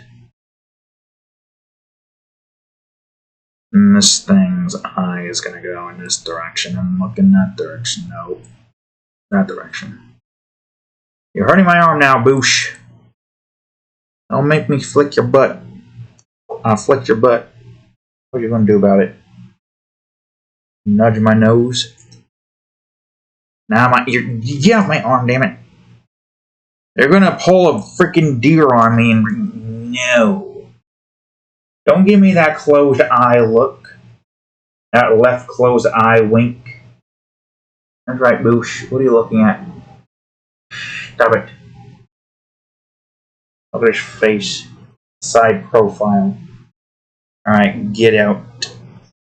Can't you see I'm busy? Yay. I want to put some things here.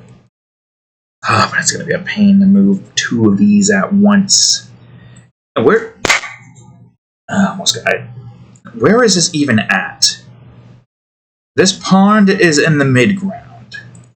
And I'm supposed to move... Okay, what's the closest route I have to the mid-ground? I'm going to remove all this stuff. This should be the foreground, the fog is, right? Yep. Oh my god, it's all the way down below. Ugh, this is going to suck. But that's fine. I'll just copy what I can. Move this over. At least with this one, I can have it far in the background where it can get away with the copy. Because having to redraw this when I don't have a whole lot of time is not going to be within my favor. I think that's the best way you can really go about getting an area that's full of life. Without having to go through a whole song and dance. Okay, so it does seem as though... Let's see, there's the pond. Where's the water? The water is close to the bottom, so that's our plan then. Where is the mid-ground? Where the hell is the mid-ground folder? There you are. Tragger 4B, yay. And then I gotta move Tragger 4A. Okay, let me go to the thing directly because I passed it apparently. Jesus Christ. It's fine. I'll put you in the mid-ground, then get a bunch of you guys in the background. Or the, well, in the water, not background. You know what I mean. Alright, let's see. There's the water. If you move your tail, I wouldn't accidentally hit it, and you were. Oops, there we go. How long have we been at this so far? Jesus, 2 hours. I knew it was going to take a while, but I was hoping it wouldn't take this freaking long. Alright, you frogs. I'm reducing your size, and this is just where you guys are at right now. I wish I could just press this and you would paste it instead of having to constantly do this every freaking time. I guess I don't... I'll just combine it or something. Sure, why not? I'll put more of you guys around here, like so. I duplicated that, right? Yeah.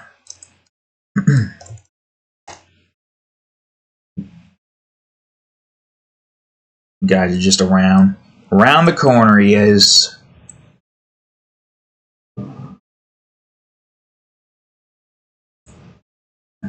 I'm going to have this one looking out the edge with its head a little bit up. Just staring at you. These frogs are just staring at you, giving you a look. Oh, but there is one thing that we can do that I feel like would look pretty good if we were to go on ahead and do this. And that's to combine this, make this a 5A. And now we'll just have some frogs swimming in the water. But we'll try to set up to where you can't see their hands as much. These frogs are now just swimming in the water, trying to get around. They're trying to side-eye you. Oh, that frog is side-eyeing you through the lily. Alright, there we go. I'm just going to combine all of these together. What the hell? How'd you merge links? No, seriously, how the hell did you merge links? First of all, that shouldn't have even been possible.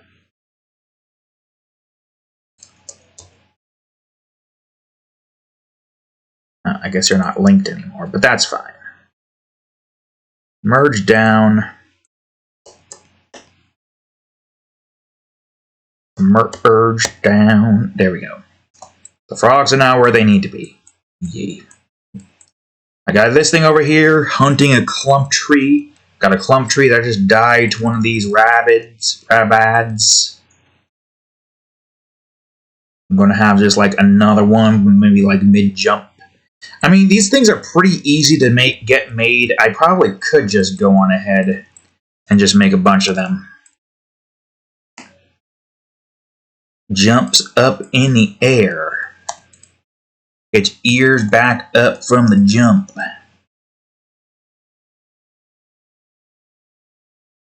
Really, cat. Zen. Its mouth open a little bit. I'm going to go to the rabads right now. Rarbads, actually.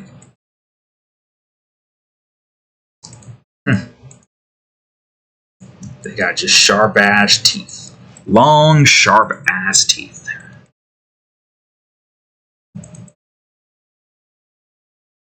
Like a sword.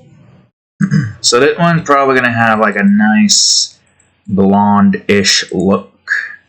I could probably just work off of this, and it would be just as fine. Oh, well, that's a problem. Well, screw you, tongue plant. As a matter of fact, no. Get your ass down here. Stupid freaking plant. Wait, hold on a second. Okay, good. I just need this tongue plant to go down. I don't even know where the hell you are right now. There, you're below, not yet fully, but you're almost below where I need you to go. There, you are now. Alright, go to the ears. The ears usually try to stay the same. This is fur number 4. It looks kind of close to the other blonde look, so I could have probably just went with that. Oh well, it doesn't matter. Oh, right, the ears look like that. I forgot, sometimes the ears are different. Well, this one's just going to have more blonde ears then, I guess. And then it's got its little mouth right here. Its fangs right here. Oh, teeth, then its fangs. And this one will probably have a nice brown tail as opposed to all just white. It's bouncing in the air. I'll probably go on ahead and have like a little shadow here. Not too much. A little shadow here. Just a little one. Imagine taming one of these somehow. If you could tame like an entire army of these things, you'd be unstoppable. They're just fluff balls, jumping around, killing whatever it can kill. And if you're training it to kill something, then boy, you can get yourself a pretty powerful ally in the Criterria planet. The planet of Criterria. The planet known as Criterria. But yeah, these things are definitely not something to be messed with. They took down a giant-ass tree. A group of these small bunnies took down a tree. You think you're going to take on these things and you're dead wrong. Although, unless you have a gun. But if you don't have a gun, you're pretty much just going to die to these little bunny things. They're just sitting there, jumping around. They have giant-ass mouths. Alright, now there's the Peroxidius plant. That I want to at least get maybe a few of these around the place, but we'll see. Oh, for crying out loud, cat, stop trying. I'm going to get the Peroxidius plant swatch up. Hold on, wait, I almost forgot to save something. I gotta save the Rarbad.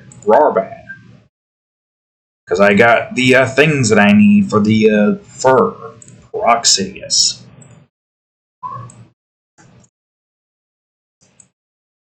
You keep that up, you're going to keep scoffing, you fool.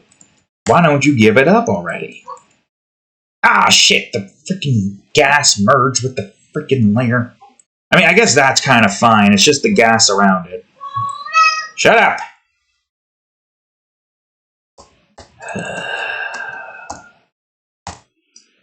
My God. You're just unnecessarily annoying, you know that?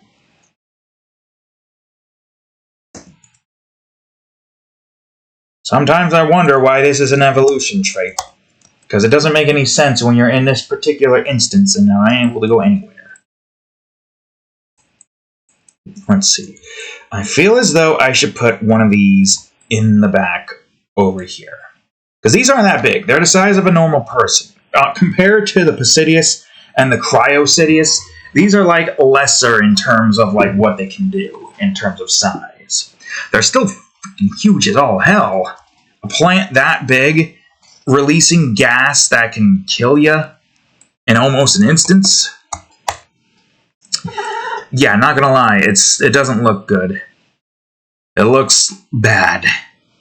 You don't want to go up against something like that, I can tell you that much for a fact, but there's not really much of a reason for you to do any of that anyways.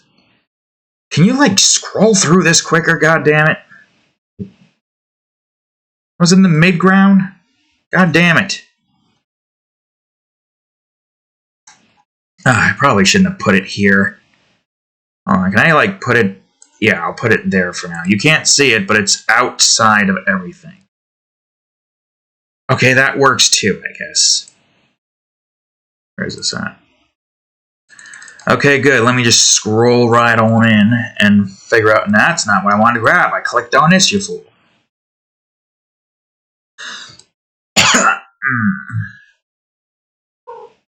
Shut it. Yeah, I'd say just about right here or so. Then we can make more gas. Has. That's not gas, that's has. But I guess would also technically be known as has. Got more gas over here. Things just letting out gas on occasion. What in the world? Why the hell am I in quick mask mode? What does that even do? Isn't it Q?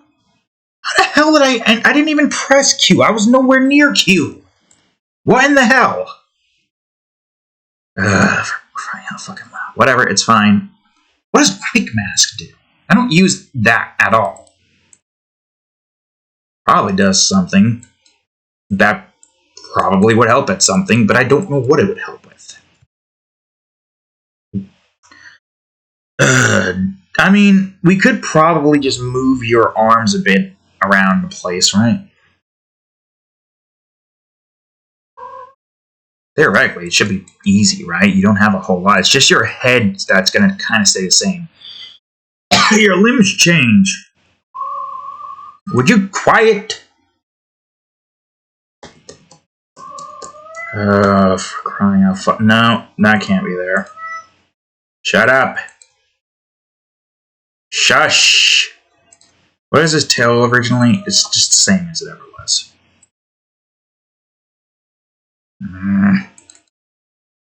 Beetleworm.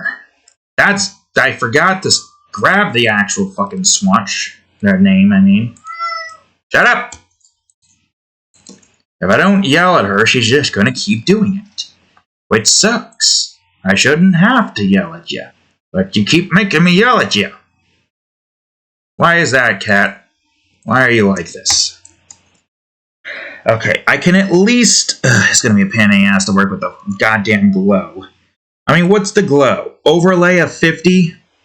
I could just grab your tail glow, which I think is just, yeah, that right here.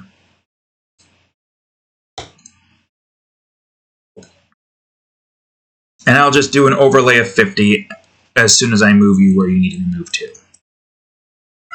Shut up!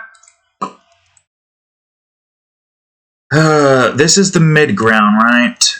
Yeah, Peroxidus is in the mid-ground, which means if I want to move you out of here, I need to move you all the way up.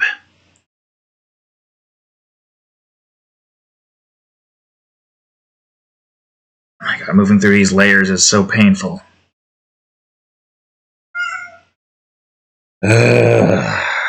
You'll make me turn into Gordon Ramsay with the way you make my forehead wrinkle, cat. Jesus Christ, this is taking way longer. Finally, you're playing with the ball. Use it as a distraction. Alright, let me hide this thing now. I might have to draw some more of these beetle worms, but that should theoretically be fine, maybe. I need to find the guy. You just stop playing with the ball, now you're going to start yelling again, aren't you? That must have been an affirmative from Roar. Yep, there it is. There it fucking is again, for the millionth fucking time. Thinking it's going to make a difference. Yeah, these things are not that big. They're like 3 foot. Shut up!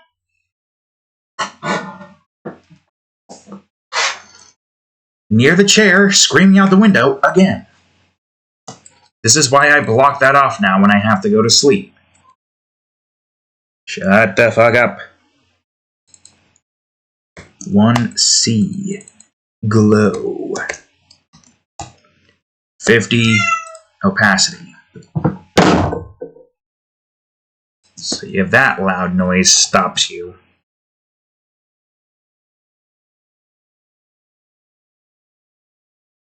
Slow down your roll.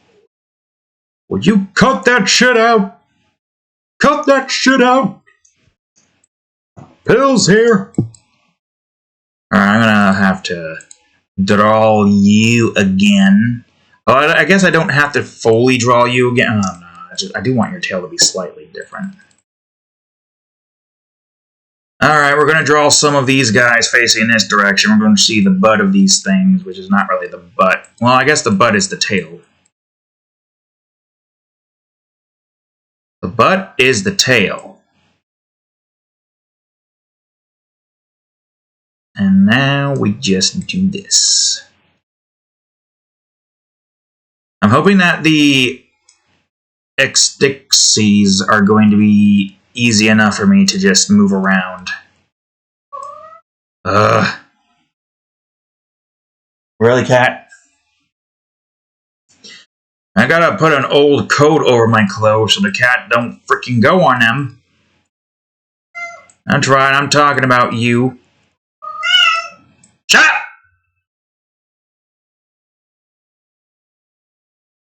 up! These things. I need these things right here.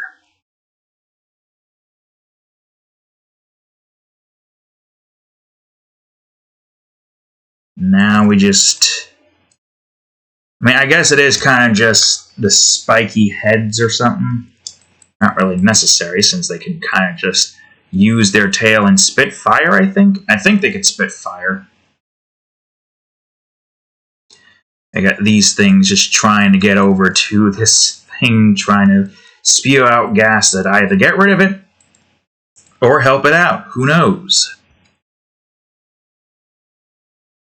Let's at least try to make this tail look at least, or worm portion of your body, look at least presentable. Man, I feel like I should just go outside instead of trying to work on it inside. Because half the times it does not want to work. Why do you keep persisting? Shush! Christ. At some point, you gotta hear yourself and think, man, I'm being so annoying and I'm not getting any results out of it. Maybe I should shut up. I'm getting yelled at constantly when I'm doing this. Maybe I should shut up. So do you agree or not? No, of course you don't. Because you're an idiot. Ugh. Insect. God damn it. My hand keeps veering away from its center and doing this instead of doing this. So it's a complete kill. I wonder if clapping my hands together would spook this guy into stopping her stupid freaking obsessive screaming. No? That smarts. It stings. But if it shuts you to fuck up, maybe it works. It does not! It does not fucking work! You using the bathroom now? Why did I call that hand? This is a head. Man, you're using the bathroom and you're yowling. Would you shut up? This is the shut up hour because the cat won't fucking shut up.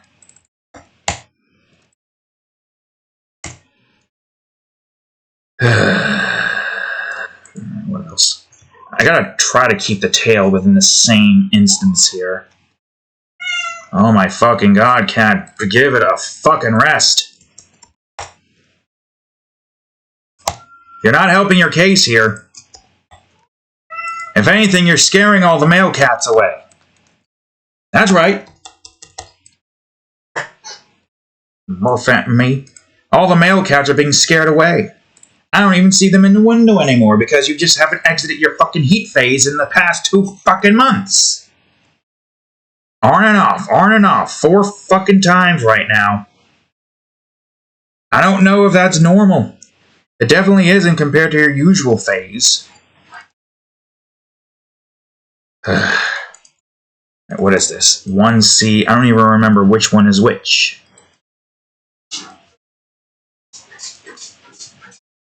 Well, now she's in the bathroom, so hopefully that preoccupies her. Or at least a little bit. Hopefully.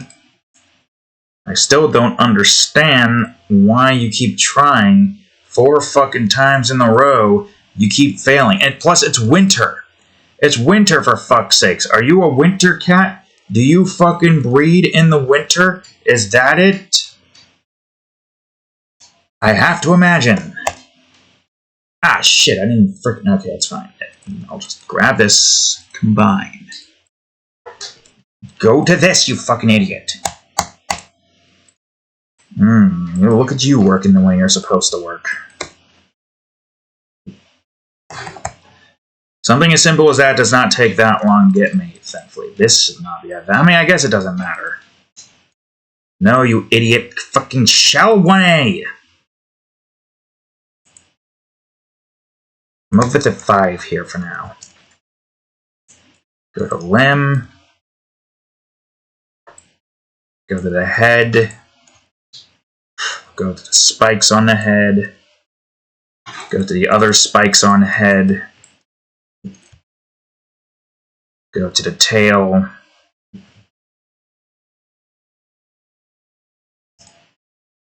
And that's that, I think. I shall now combine you. Save your thing. And I will put another one of you over here. Maybe a little closer to it.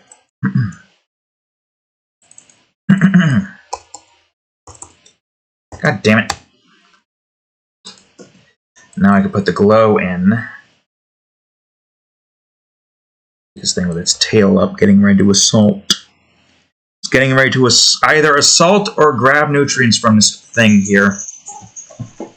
She's one of these over here, emitting fire.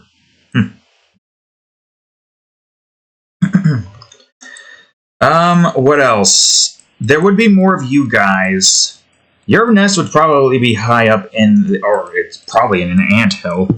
That would be a very strange combination.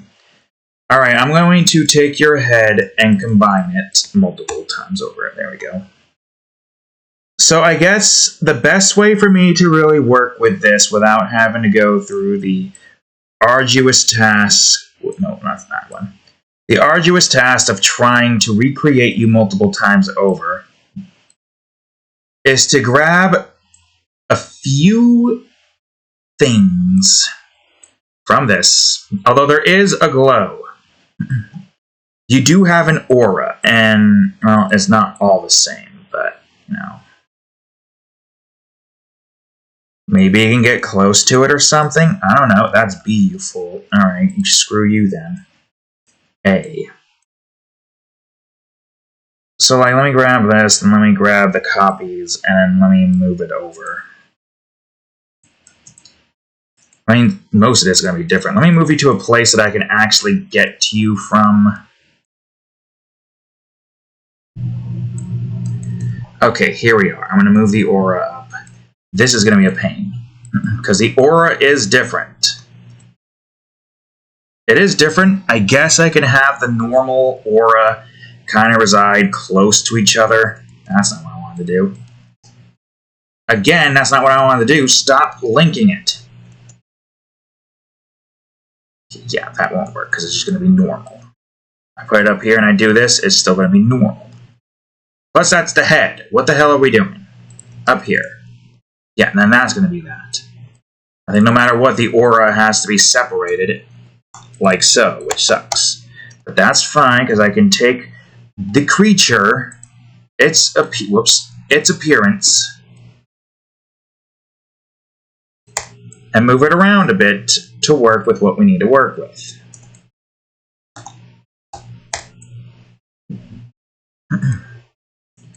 So the arm would we're going to probably have like two versions. It's going to match the thing. You know the thing I'm talking about. Where it's basically just floating around the forests. Version number one. Number one. Is that the right thing? It feels like something there is off. Oh, that is right. Although I do wonder if... Because overlay here isn't going to do much.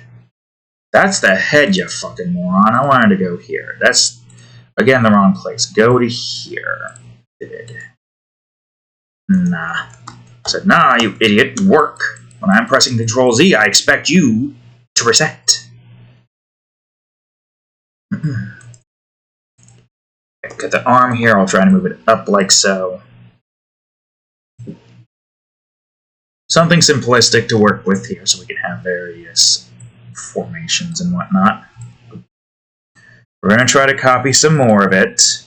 I'm going to have at least maybe 3 different poses and then copy them all around the place.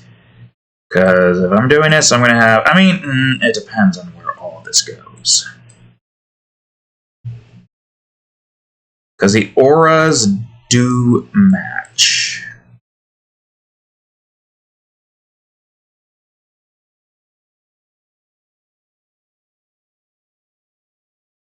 Like that. Make sure you're not anywhere I can't really work with you with.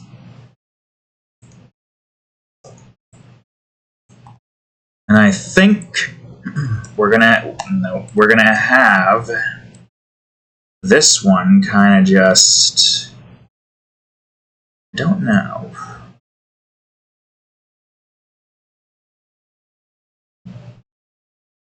It feels like this one's actually smaller, which it kind of does look like it does.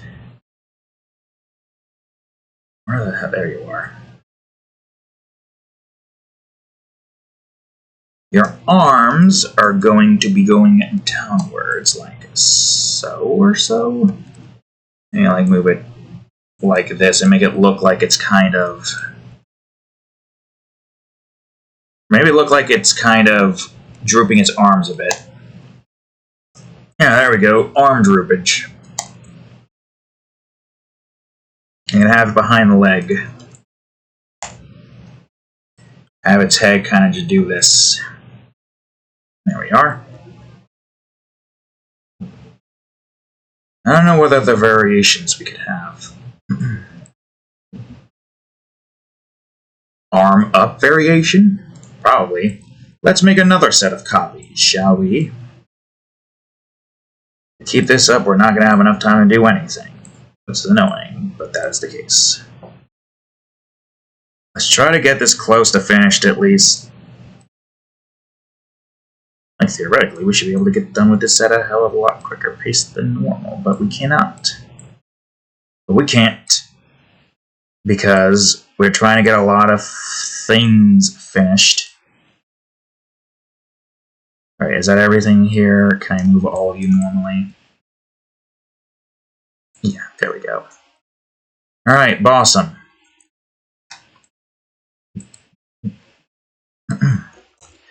Alright, this should probably be a little bit like this. I gotta be careful with how I continue this part a bit more. Because of obvious reasons. Also, I wonder. No. It just inverses it. And even inversed something else. Rotate upwards.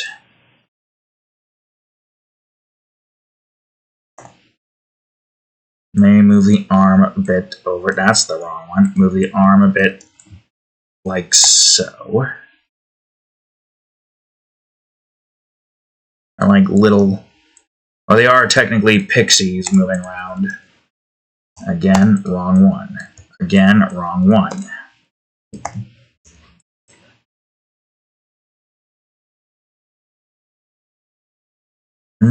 Should the other arm be upwards as well? Let's see. No, don't do that. Nah, I kind of like that one. Alright, good. This is as much as we can get here. So I'm going to take your name, which is the X-Tixie.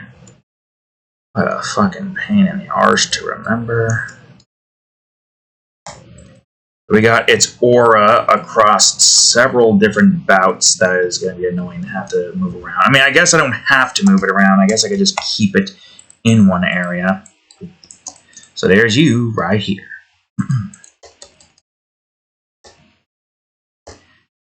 Now we got 2 of you, or 3 of you. I mean, that's fine. It's fine to have 3 of you in this instance. It just makes it easier for me to keep you all in one general layer, so I do not have to worry about moving your goddamn layers around, because it is a nightmare to move. I mean, we don't have to have that many. Let's see, there's a bunch over here. I guess I could have them kind of just hanging around, hanging out.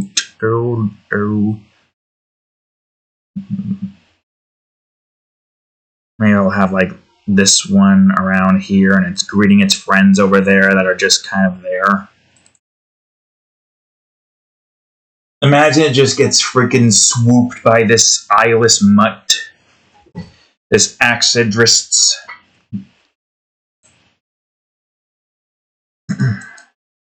That would suck. Alright, the bees. Alright, the Ambry. Yeah, I need to grab the Ambry real quick. So I feel like we definitely do need to have at least a few of these bees sprawling about. It's just going to be a pain in the ass to try to find places to put the bee where it needs to be. Just put the bees up here in the back. They're relatively huge, but I would say... Oh, boy. I mean, I could probably put it in the back of the mid-ground. Okay, maybe that's not going to help. Put it somewhere in the mid-ground. Where are you at right now, actually? You're here? Perfect. The mid-ground. Exactly where I want you to be.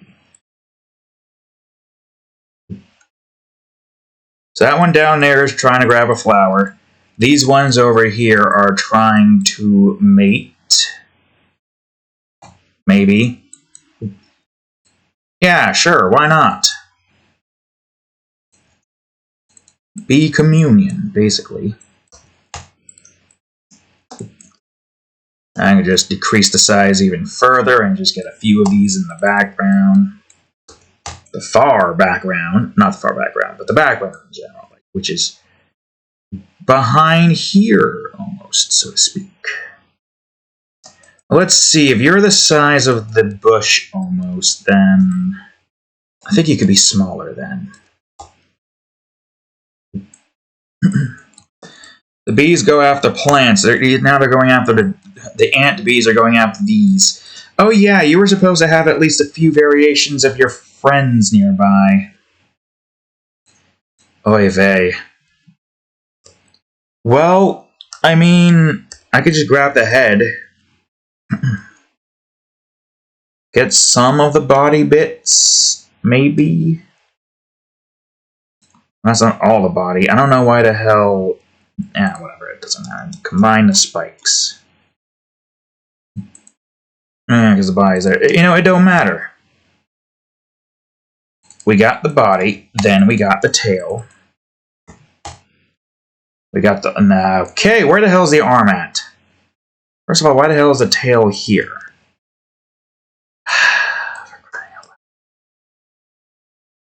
It's fine. It's an easy fix body. 1A. There we go. I could I wish I could copy all of them at once.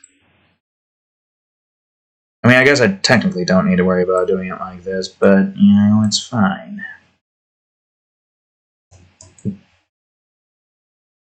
Got like a little friend over here.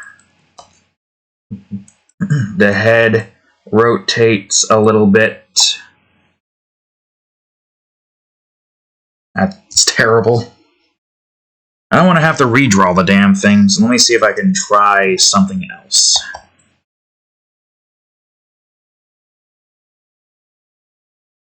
I mean, technically I could just use this to get this to kind of match. Try to get some of it. Okay, nope, not gonna work. Now we go by that. For crying out loud. A smudge tool probably would work better in this instance because it mixes things together. You try to grab a little bit of this and remove some of the antlers like so. Brain was struggling to try to figure out what to call this damn thing. Technically, I could just use this, actually. I could use the burn tool. I don't know why the hell I'm using something else. I just gotta be careful with which ones I burn. Alright, now as for your nose, that one's gonna be a little tricky, but I think we could just have it set up in a way where it's kind of just going in that direction a little bit, but in that direction like so, and move here. Just about here. And I could put the nose like right here or so. Okay, that's slightly better. The antlers still look a bit off, but that's fine.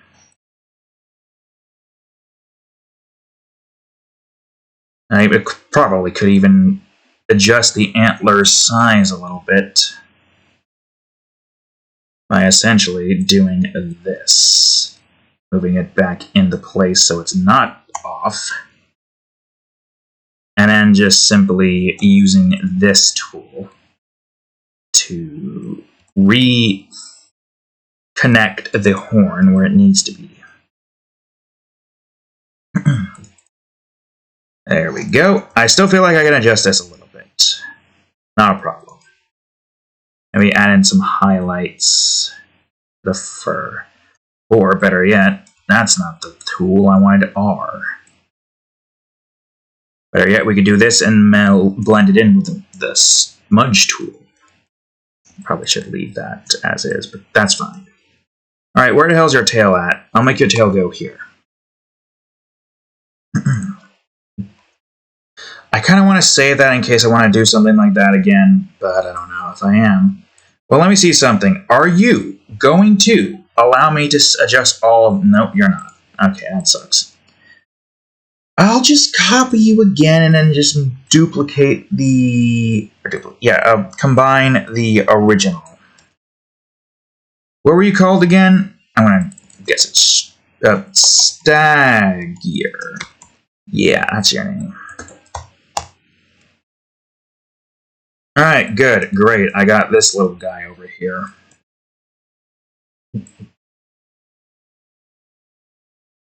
Where I kind of want to be more so down below, which means I need you to be up top and below that. I'll have to adjust where you're at the moment.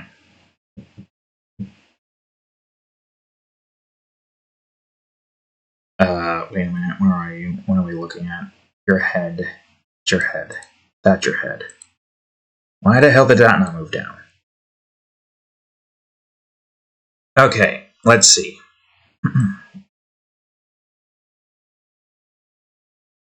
A more brownish. Ooh, yeah, that looks good. Blends more. Okay, not the brightness doesn't help going up higher. I mean, I guess it helps a little bit, but too far past. Like this is 10. This is plus 10 right here. That's not gonna work. -5 though. Okay, yeah, no, -5. That works. No, don't do that. I need you to move this thing's head closer down to here. It's now looking down as opposed to looking to this. Although it probably could maybe look in this direction. It's like it's turning its head like this.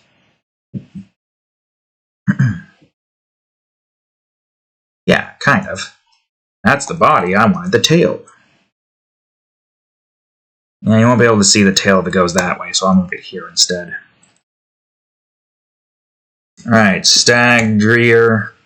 I think I'm only going to have the 3 here. Or if I decide to have more...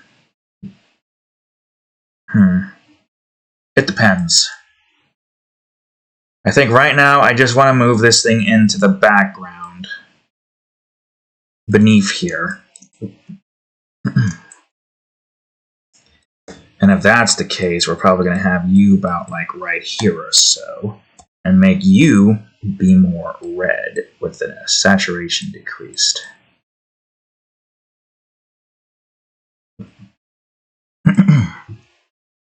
Yeah, so you're kind of just going about doing your thing. There's another stag dreer over here, but I need to bring you down. Stag gear, not dreer. Stag gear, you stupid brain. Above the plants. Yeah, that works. I imagine. Although I could probably adjust you a little bit. What could you be? Where's the blue at? I got an idea. Gray? Okay, it's not as good as I thought. Unless... because it's like very saturated. That one's more so just a darker version of that, which I guess is fine. There we go. Look at those little guys there. I only need one of you here. One of you here. I kind of want to put another one of you, but like inside of the tree. It's like these things use these trees here. Do I want to like another one of you kind of just strutting its moves over here as well? Nah, I'll only have one of you. But I do like the idea of having a squirrel-a-law kind of just be in the tree. I can give it the Barney Rubble treatment and make it look like it's freaking scared as hell because he got the rabbits there. Okay, I didn't mean to save that swatch, but that's fine. I don't know where this tree is at. I know this tree is somewhere in the mid-ground, mayhaps. Am I correct? Yep, it's in the mid-ground. Somewhere in the mid-ground. Where in the mid-ground? Let me hide the foreground and figure out where this is entirely. Jesus, it really... oh, wait, the background's open. Maybe this will help. Nope, I still gotta move it so fucking far down. Are you fucking kidding me, you fool? It's fine. It's fine. I'll just move it down to where it needs to be moved to. There it is. Hey, look, the body is still there. Surprise, that's the body. I wanted the squilala over here. There you are. Man, look how big. That's just the perspective here. I didn't make any adjustments to the size. That's just how big that is down there and how small everything is over here. I like perspective. Once you get the hang of it, I like it. Alright, let's see. The squirrel is over here. Hiding in the tree because this fucking rabbit's killing its... Imagine these things just using these as a nest. Okay, I could go on ahead, give you wider eyes, and give you like a nice little bit there.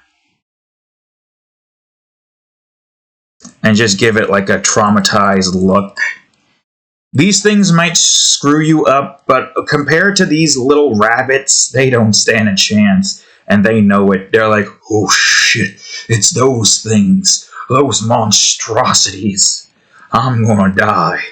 And it's just hiding in the clump tree as this thing bites into the trees. And this thing cuts stuff, yes, but it cannot compete to rabid rabbits, rarbads, that just bite trees, consume wood, and just goes on a murderous rampage. They are monsters. Man, we've almost been 4 hours in. I am saddened by this. I knew this was going to take a while, but I was hoping I'd have at least a little bit of time for some stuff to do after I do the description, but my god, it's just... this so much. Which is good, because that means it takes a lot of effort to make these. Even though a lot of the creatures do get duplicated, I have been trying to at least put effort into their duplication, so it's not just simplistic, right? Just cutting corners, but it's good corner cuts that don't actually affect the quality. Because a lot of the stuff in the background, they don't need to be shown that much. Now here's where the part that I've been waiting for a while now. Also, it makes me wonder, okay, let me see something. I'm going to hide all of this. So this is what we're working with right here. It's just this stuff here. This is what we're working with. In the foreground, I'm going to try this tactic. This tactic is called shadow separation, where instead of having all the shadow be on top and it being over all the fog layers, it's going to be separated from pretty much every bit of the layer here. So this right here is a foreground. I will add in the midground and then do the shadows. You will see soon enough. Some of the shadows will go over, and that's fine, because I don't think, well, let me see something. I don't think this would do anything. Image, edit. Yeah, no, there's no folder layer. Well, no, layer, merge layer set, merge visible.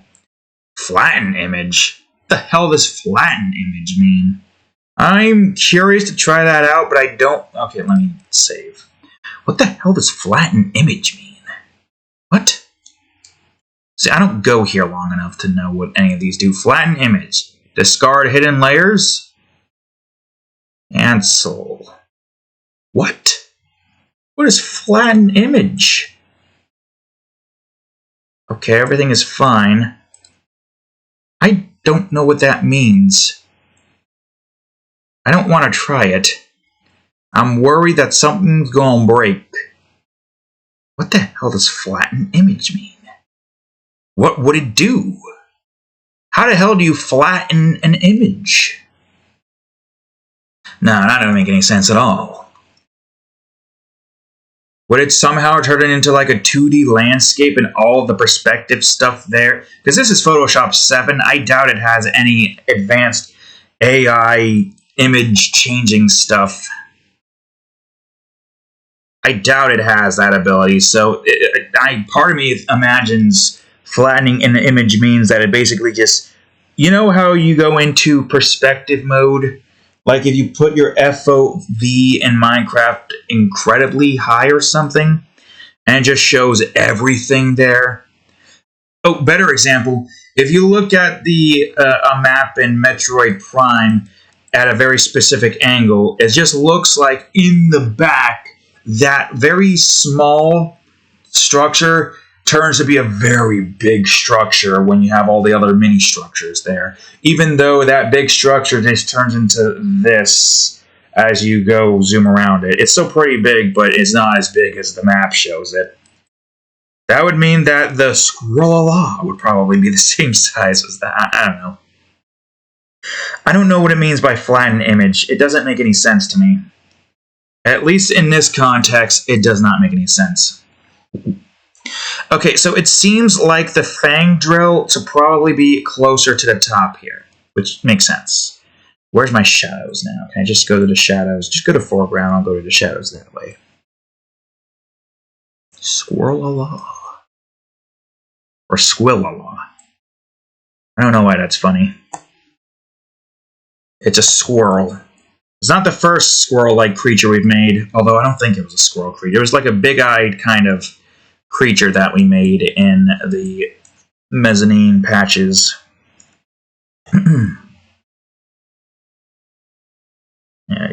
How many creatures you see here? 1, 2, 3, 4, 5, 6, 7, 8, 9. You see 9 oh, 10, because of you. You see 10 creatures, and there are 5 creatures in the mid-ground. Or about 5 creatures. Alright, now we go to the mid-ground. So that right there is the mid-ground.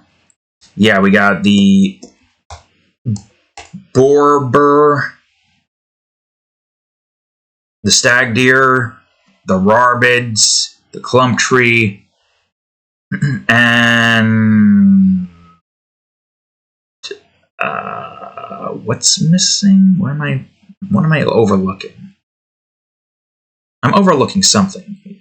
Wait, 1, 2, 3, 4, 5, 6, 7, 8, 9. Oh, the Peroxidius. That's what I'm overlooking. Okay, I got it. No problem. Because it looks like a fucking... It is a plant, essentially. But it looks like a normal plant. Like, you know, like this. Or this. But I think due to it just looking like it's spewing out something fierce, I would imagine everybody would just see that and be like, oh, that's a plantation creature. It is a creature that is a plantation. It's spewing out poisonous gas. Also, I don't remember, but I think the clump trees breathe in oxygen and let out nitrogen or something. I have to look that up. I'm going to have to look that up again anyways as I write everything up. Thankfully, I only got to worry about writing up 4 creature descriptions that are already written in the book. The others are just whatever the hell I have planned for them. Did I get everything in here that I wanted to get? Kind of looks like it. So now I'm going to go to the background. Right there. That's the background. Our layered system.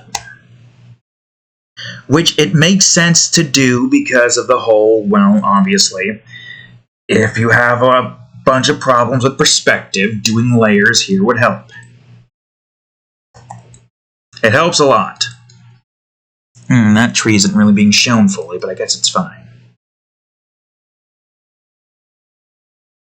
But yeah, this does help with the layers and perspective. Or it does help with the perspective. Another one of these, but this one doesn't have any of the beetle worms near it, so it's good.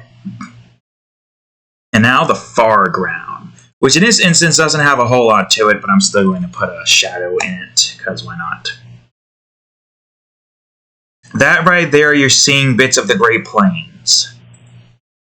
You can't see much of it because obviously it's kind of covered up. But yeah, that right there is the Great Plains, essentially. So if I were to go on ahead and open up an image of the Great Plains, we're in here looking out here. And also now I can show you the Roburn. Yeah, it's a bear with a more rhino-looking face, and it's like got mouse ears. This thing just looks like a bear with boar tusks and 4 ears. Yep, and it's a monstrosity. But that's also a monstrosity. These are just both different types of monstrosities. That's in a whole nother league of monstrosities. Okay, now it's time for the fog. This is the part that I've been looking forward to with this new layered system that I want to try to get used to using for Criteria specifically, but for everything else in general. Okay, so I gotta figure out what color is gonna look good here. Can't be too dark, can't be too bright. It's gotta be a nice shade of orange and yellows. I think that's going to be the issue with the font. I mean, I could bring it to 5 instead. It doesn't have to be 10 all the time. Like, that could work. And I can do that going further down, so like the mid-ground now, we have fog 1B. Oh yeah, there is also the fact that I gotta...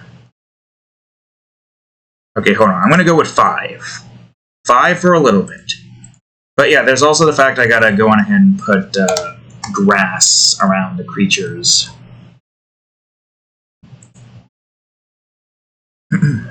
Yeah, that would be good. I mean, this is going further out, so I think some fog throughout the course of here at 10 is good.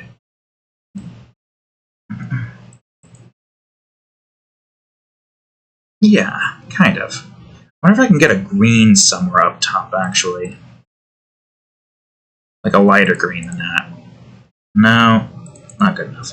Unless there's a green-orange color I can use. I doubt there is. I feel like no matter what color I use, it's not going to be the way I want it to look. It can either be too bright or too vivid. I do kind of like that a little bit. I don't even know what that is. It's a shade of yellow, that's for certain. This is not a green, or this is a shade of yellow.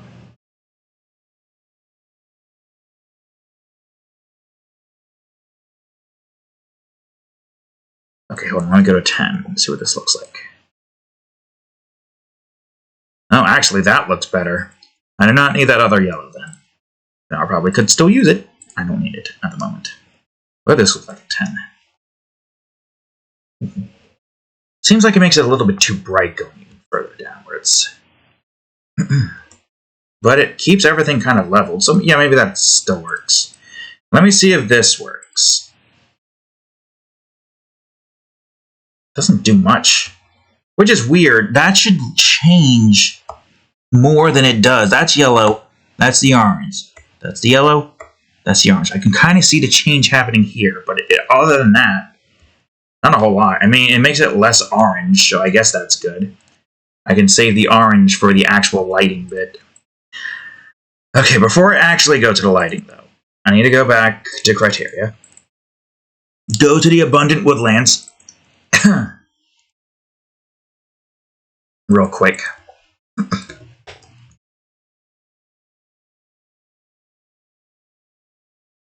And now, I'll just do grass. I don't know what this is. 4A. What is this over here? 2A. Just do 3A, I guess. I guess it doesn't matter. Just so long as I have something here. Okay, that's not what I wanted. Where the hell is the damn grass at? There we go. Yep. A little bit. Maybe not too much. Just a little bit so you can at least... Wait, no. Just a little bit so you can see everything there. And I don't even have to put that much there to begin with, which is great. Just put some around. Try to be careful not to get caught in anything else here. You're starting your little fire. You started your little fire. I probably don't want to hide your face too much. So let me just... I'm still going to give you this, but I'm going to try to be a little bit more mindful about where all that's at. You're in the water, so I don't need to worry about you.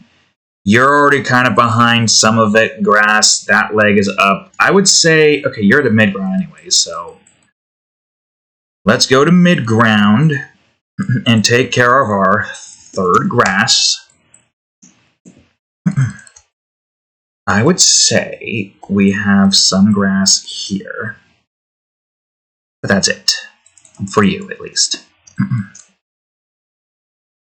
And then there's you. Okay, careful of the grass here. Don't want you to go too far. I mean, if it goes too far, we can just delete some of it like so. It's not that big of an issue. Look at all these little guys over here with their fiery looks. Oh yeah, that might be an issue if there is... Okay, so I might actually do have to go here if I don't want it to be unaffected by the gas, because it's not going to change if it's not in the gas, you know? Put some grass around that. I probably don't have to worry too much about most of it, but, you know, it still helps. Yeah, that one's shaded in. Is there anything else here? Those are in the air. This is on the ground, getting murked by a bunch of rabbits. The rabbit here already has stuff. That rabbit's in the air.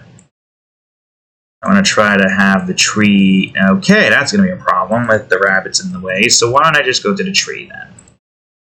We'll make this easier on ourselves and just go straight to the tree and put these grass bits in. Look at these little shits feeling proud of themselves for felling a tree.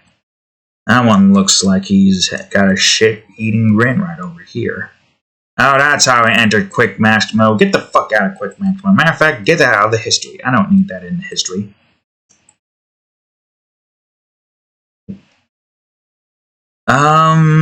Well, there is this tree here. You're in the air. Not air. You're in the tree, so that doesn't really matter. You guys are already kind of hidden, so that doesn't matter.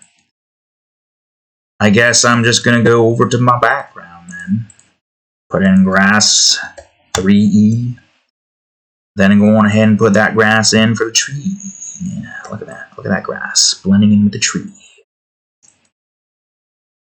And then this, which has to go beneath the gas, but that's fine. Alright, that's like around 20 or so, right? I imagine so. Alright, good. All the grass bits are there. Little bits of detail that matters. Even if it doesn't matter that much, it still matters to me. And if I can remember to put it in, I'll put it in. Because I can never remember sometimes. Man, it's almost 2 o'clock. Well, we're almost done, so we're good. This makes me wonder if I should do a special type of sun ray. One where it goes in between the layers so it stays in between the trees.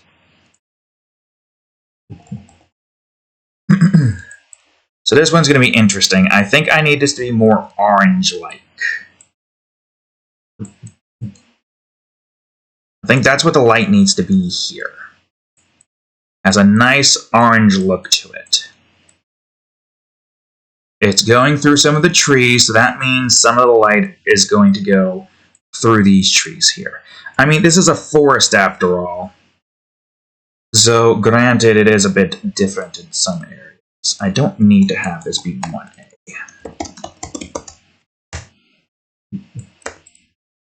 I think it's just going to be the rays and not all the lights and particles that are going to take over here. Yeah, you got your light here, your light over here.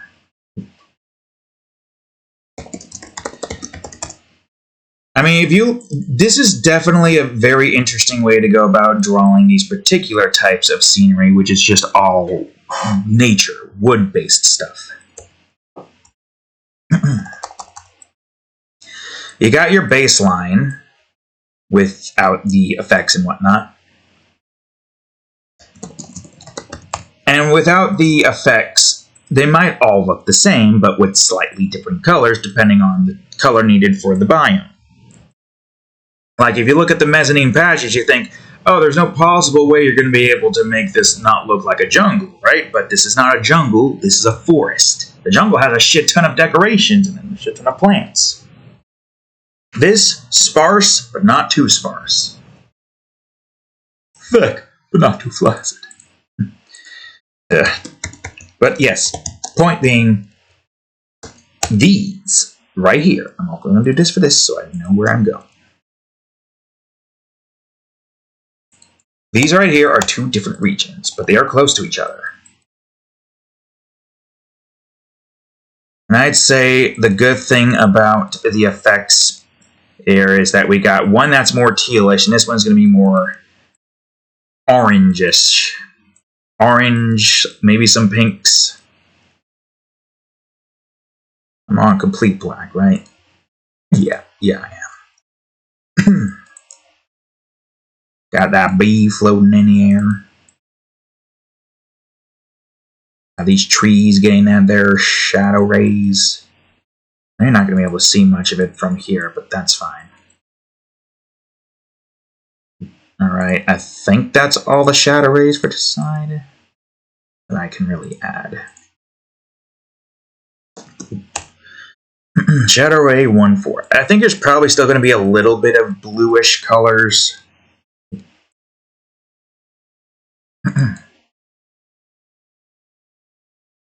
But yeah, it's mostly going to be oranges. I mean, orange and blue is a good combination. Good contrasting colors, I should say.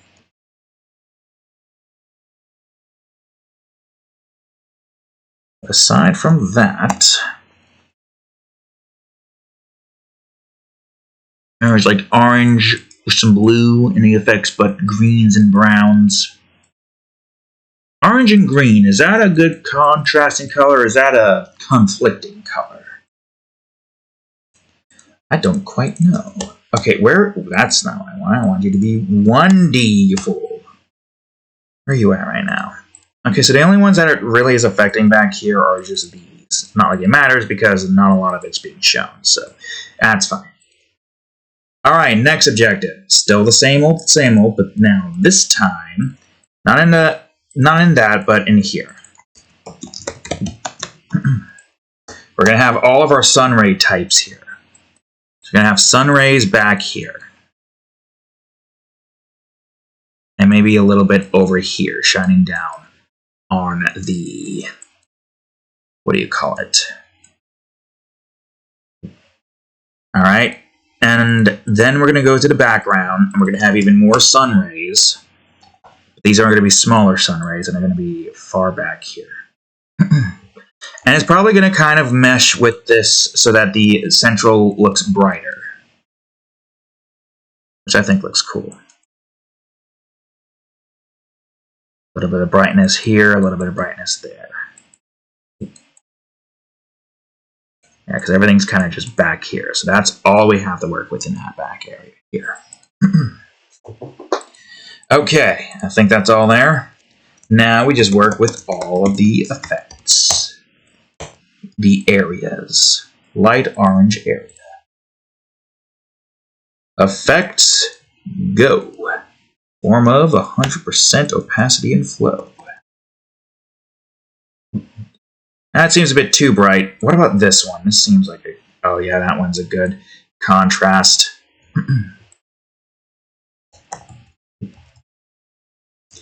I should probably get some yellows and stuff at around this point here.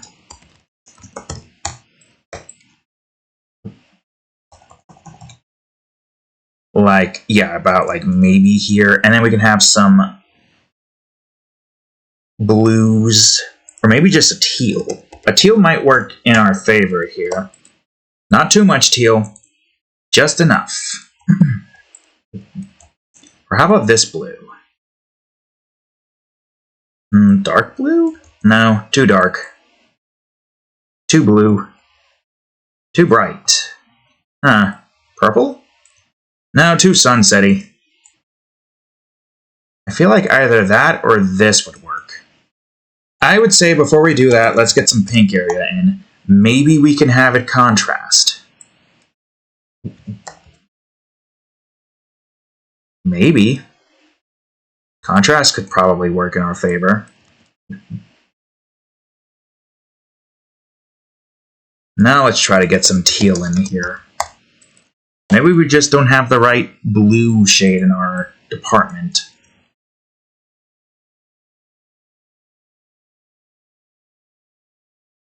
I'm uncertain, because I don't want it to be too blue. How about a green? Would a green work in any? That's too green. A certain shade of green. What do I have in that department? Too green. Alright, I'm going to try to experiment with some greens.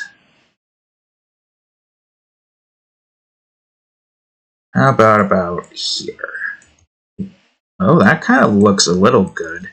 What if I move this to 70? Or how about 65? I don't even know what this is. This is some shade of green. But it kind of works well with most of this. I would say this is probably another green teal. Or a light green teal. Light green teal effect. Number 1. I'll just move that in between the light green and green teal. That seems like a good place to put that. I wonder if I can get some light purple in here now.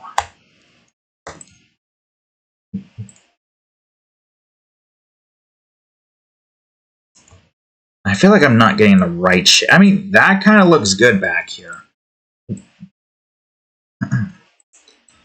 Not too much. Like, I feel like most of, like, that has to be a little darker. So let me see. Get maybe a dark blue area. Also, before I do anything. Yeah, that there kind of works. Let me try a different, that's not set up yet. Let me try, how about this, but put it at a 20. We keep sticking at 30 for some reason, but we can try going to like 20 on occasions. If not 20, then 15. How's that? It's dark blue, but it's not dark enough to where it ruins the contrast that we're trying to work with here. Like, I can use it as like a soft, dark shadow, kind of. Amongst most of the trees. And you just have like all the light up there, but you have a little bit of shades of blues kind of trying to contrast it a bit. A brown could work too. Amongst all of what we have, we could probably put some brown in here.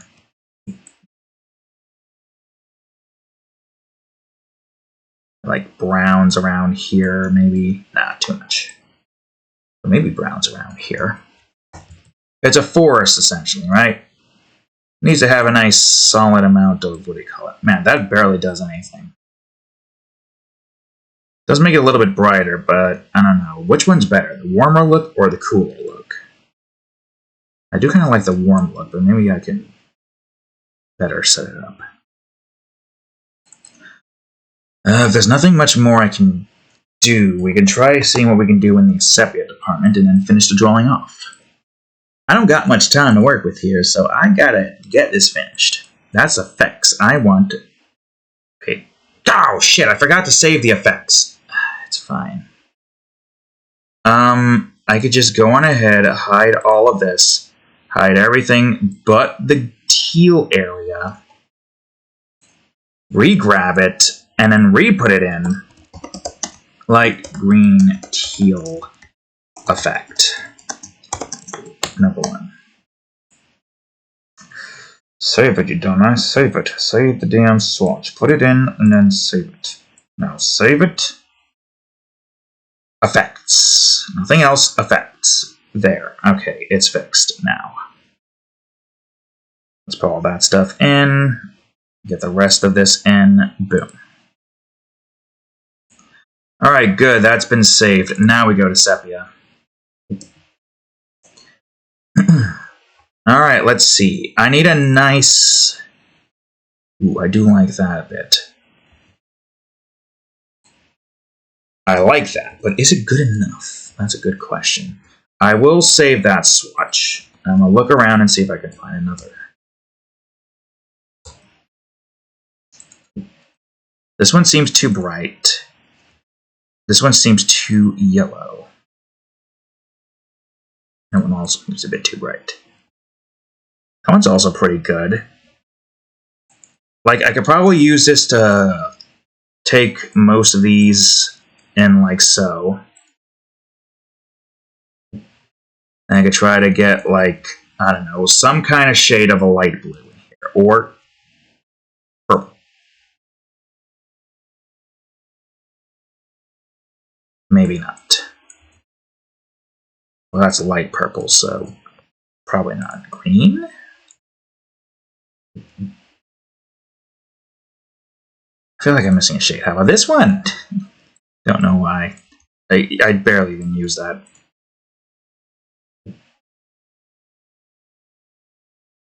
That's not that bad, but it's still not the shade that I want. Like, that one kind of works for that area, but it's still not the shade that I want.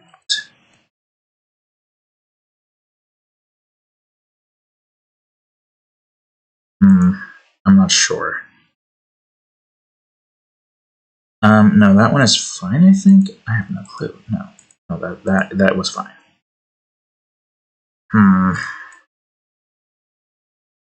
Okay, the red kind of works here a little bit, but it seems a bit too much. Can I get a darker red? Dull dark? No? That kind of works. How about... Let's see what this looks like. Okay, so that one does look better then. Got it. I still feel like there's something here. Something else here we could do. How about a nice bright yellow? And yeah, a nice bright yellow around most of the area. But have it mostly just be oranges here. Unless I can get like a nice orange. Oh, I do kind of like that. But is there one that's less massive? Maybe I could just take this and I can reduce its opacity or brightness, to 55. Okay, apparently that much is too much. So how about 57? What? How the hell did you get this? 59?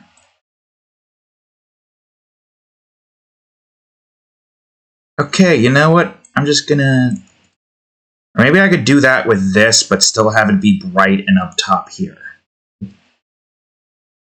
No.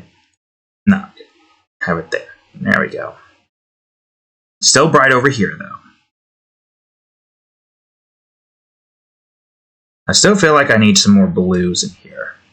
I'm going to try to get blues up in here again. Now that I have the sepia finished. And then we're going to see if we can get the blue that we need. We could probably put it at, like, say, 20 instead. A 10 then? Or how about this shade of blue?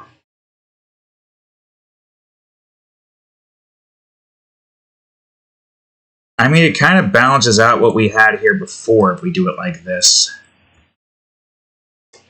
And I don't know if that's what I want exactly.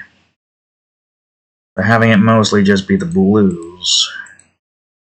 It's not that big of a change. If I put it at 5, it's a slight change, but there's still blue in it.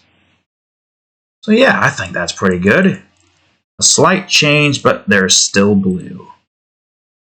I got 2 freaking hours to write up 15 creature descriptions.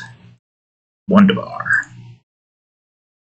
Well, I think that's pretty much all the time I have for today, folks.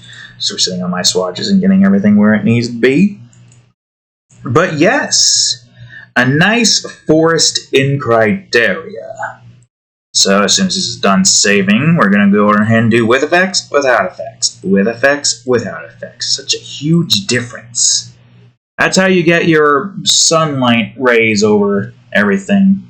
Right there in that department. Yep. Alright.